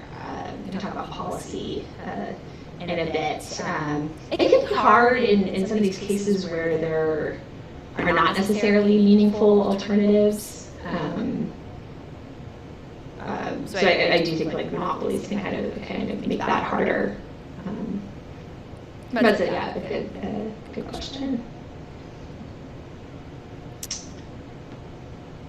All right, so next up, actually, on this slide is the need for policy. And so I'm going to start with a case study of what's one thing that gets companies to take action. And so, as I mentioned earlier, an investigator for the UN found that Facebook played a determining role in the Rohingya genocide. I think the best article I've read on this was by Timothy McLaughlin, who did a super, super in-depth dive on Facebook's role in Myanmar, and people warned Facebook executives in 2013 and in 2014 and in 2015 how the platform was being used to spread hate speech and to incite violence. One person in 2015 even told Facebook executives that Facebook could play the same role in Myanmar that the radio broadcast played during the Rwandan genocide. And radio broadcast played a very terrible and kind of pivotal role in the Rwandan genocide. Yeah, I think about that a lot, like our current social media being used in that same way. Like, I really think about that a lot. I'm really glad I heard somebody else really vocalize that thought, because I really haven't heard anyone else thinking about that, and I've kind of felt alone in my concerns about those parallels. Somebody close to it said that's not 2020 hindsight. The scale of this problem was significant, and it was already apparent. And despite this, in 2015, I believe Facebook only had 4 contractors who even spoke Burmese, the language of Myanmar. Question? That's an interesting one. How do you think about our opportunity to correct biases in artificial systems versus the behaviors we see in humans? For example, a sentencing algorithm can be monitored and adjusted versus a specific biased judge who remains in their role for a long time. I mean, well, theoretically though, I think I feel a bit hesitant about it'll be easier to correct bias in algorithms, because I feel like you still need people kind of making the decisions to prioritize that. Like it requires kind of an overhaul of the system's priorities, I think. It also starts with the premise that there are people who can't be fired or disciplined or whatever. Yeah. Which I guess maybe for some judges that's true, but that kind of maybe suggests that judges shouldn't be lifetime appointments. Yeah, I mean, even then, I think you kind of need the change of heart of the people advocating for the new system, which I think would be necessary in other cases. Kind of, and that's kind of the critical piece of getting the people that are wanting to overhaul the values of the system. So returning to this issue of the Rohingya genocide, and this is a kind of continuing issue. This is something that's just kind of really stunning to me that there were so many warnings and that so many people tried to raise an alarm on this, and that so little action was taken. And even this was last year, Zuckerberg finally said that Facebook. In his email, Dr. Zuckerberg said Facebook had added dozens of Burmese language content reviewers to monitor reports of hate speech and had increased the number of people across the company on Myanmar-related issues, including a product team working on building tools to try to help stem the violence there. Would add, or maybe this was probably 2 years ago, said that Facebook would add, but this is after genocide's already happening. Facebook would add dozens of Burmese language content reviewers. So in contrast, so you have this is how Facebook really failed to respond in any significant way in Myanmar. Germany passed a much stricter law. Yeah, I agree that adding dozens of Burmese content language reviewers is not, and this is to monitor reports of hate speech. Anyone who's going to report that is probably already murdered by then if it's a genocide. So that'd be interesting if they even had higher reports of hate speech, because you would think that the people who would be incentivized to report hate speech would be the people most likely to be killed. So you'd think a lot of their accounts would just go cold, and and really a lot of this hate speech wouldn't be reported at all. That's what I would think anyway. About hate speech, DZ, and the potential penalty would be up to like 50 million euros.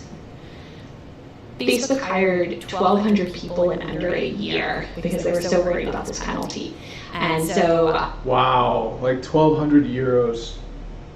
That's crazy. And I'm not saying like this is a law we want to replicate.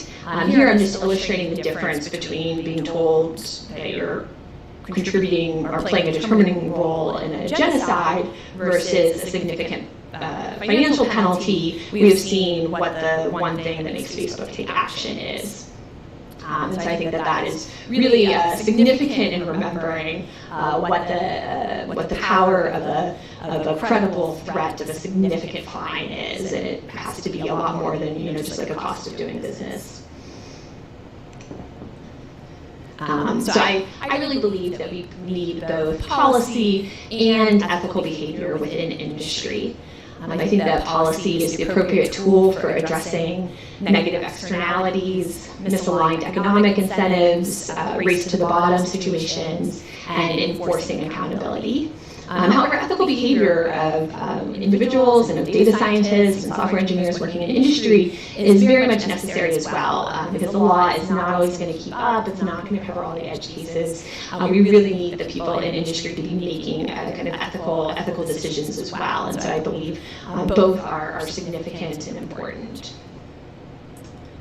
And something to note here is that many examples of kind of AI ethics issues, and I haven't talked about all of these, but there was Amazon's facial recognition. The ACLU did a study finding that it incorrectly matched 28 members of Congress to criminal mugshots, and this disproportionately included Congresspeople of color. There's also, this is a terrible article, not the article is good, but the story is terrible, of a city that's using this IBM dashboard for predictive policing, and a city official said, like whenever you have machine learning, it's always 99% accurate, which is false and quite concerning. We had the issue in 2016, ProPublica discovered that you could place a housing ad on Facebook and say, like, I don't want Latino or Black people, or I don't want wheelchair users to see this housing ad, which seems like a violation of the Fair Housing Act. And so there's this article, and Facebook was like, we're so sorry, and then over a year later, it was still going on. ProPublica went back and wrote another article about it. There's also this issue of dozens of companies were placing ads on Facebook, job ads, and saying, like, we only want young people to see this. There's the Amazon creating the recruiting tool that penalized resumes that had the word women's in it. And so something to note about these examples, and many of the examples we've talked about today, is that many of these are about human rights and civil rights. And it's a good article by Dominique Harrison of the Aspen Institute on this. And I kind of agree with Neil Dash's framing. He wrote, there is no technology industry anymore. Tech is being used in every industry. And so I think in particular, we need to consider human rights and civil rights, such as housing, education, employment, criminal justice, voting, and medical care, and think about what rights we want to safeguard. And I do think policy is an appropriate way to do that. And I think, it's very easy to be discouraged about regulation, but I think sometimes we overlook the positive or the cases where it's worked well. And so something I really liked about Data Sheets for Data Sets by Timnit Gebru et al. Is that they go through 3 case studies of how standardization and regulation came to different industries. So it's the electronics industry around circuits and resistors, and so that's kind of around the standardization of what the specs are and what you write down about them. the pharmaceutical industry, and car safety. And none of these are perfect, but it was a kind of very illuminating, the case studies there. And in particular, I got really interested in the car safety one. There's also a great 99% Invisible episode, this is a design podcast about it. And so some things I learned is that early cars had sharp metal knobs on the dashboard that could lodge in people's skulls in a crash. Non-collapsible steering columns would frequently impale drivers, and then even after the collapsible steering column was invented, it wasn't actually implemented because there was no economic incentive to do so. But the collapsible steering column has saved more lives than anything other than the seatbelt when it comes to car safety. And there was also this widespread belief that cars were dangerous because of the people driving them, and it took consumer safety advocates decades to just even change the culture of discussion around this, and to start kind of gathering and tracking the data, and to put more of an onus on car companies around safety. GM hired a private detective to trail Ralph Nader and try to dig up dirt on him. And so this was really a battle that we kind of I take for granted now, and so kind of shows how much it can take to change the needle there. And then a kind of a more recent issue is that it wasn't until I believe 2011 that it was required that crash test dummies start representing the average female anatomy, in addition to previously it was kind of just crash test dummies were like men, and that in a crash with the same impact, women were 40% more likely to be injured than men, because that's kind of who the cars were being designed for. So I thought all this was very interesting, and it can be helpful to kind of remember some of the successes we've had.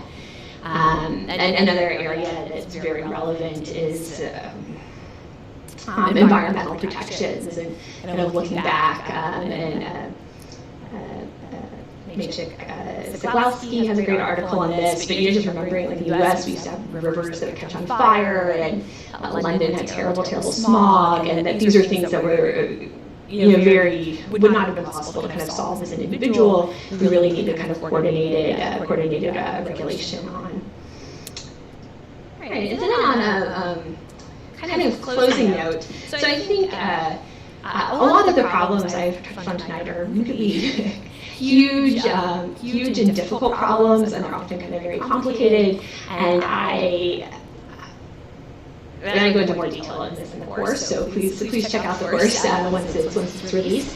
I always try to offer some steps towards solutions, but I realize they're not always as satisfying as I would like this is going to solve it. And that's because these are really difficult problems. And Julia Anglin, a former journalist from ProPublica and now the editor-in-chief of The Markup, gave a really great interview on privacy last year that I liked and found very encouraging. She said, "I strongly believe that in order to solve a problem, you have to diagnose it, and that we're still in the diagnosis phase of this. If you think about..." That makes sense to me. At the turn of the century and industrialization, we had, 30 years of child labor, unlimited work hours, terrible working conditions, and it took a lot of journalists muckraking and advocacy to diagnose the problem and have some understanding of what it was, and then the activism to get laws changed. I see my role as trying to make as clear as possible what the downsides are and diagnosing them really accurately so that they can be solvable. That's hard work, and lots more people need to be doing it. So I found that really encouraging, and that I do think we should be working towards solutions, but I think just at this point, even better diagnosing and understanding kind of the complex problems we're facing is valuable work. A couple of people are very keen to see your full course on ethics. Is that something that they might be able to attend or buy or something? So it will be released for free at some point this summer. And there was a paid in-person version offered at the Data Institute as a certificate, kind of similar to how this course was supposed to be offered, in person. The data ethics one was in person, and that took place in January and February. And then I'm currently teaching a version for the Masters of Data Science students at USF, and I will be releasing the free online version, later, sometime before July. Thank you. I'll see you next time. Okay, so that concludes the video. Stay tuned for part 2, where I fill out the questionnaire.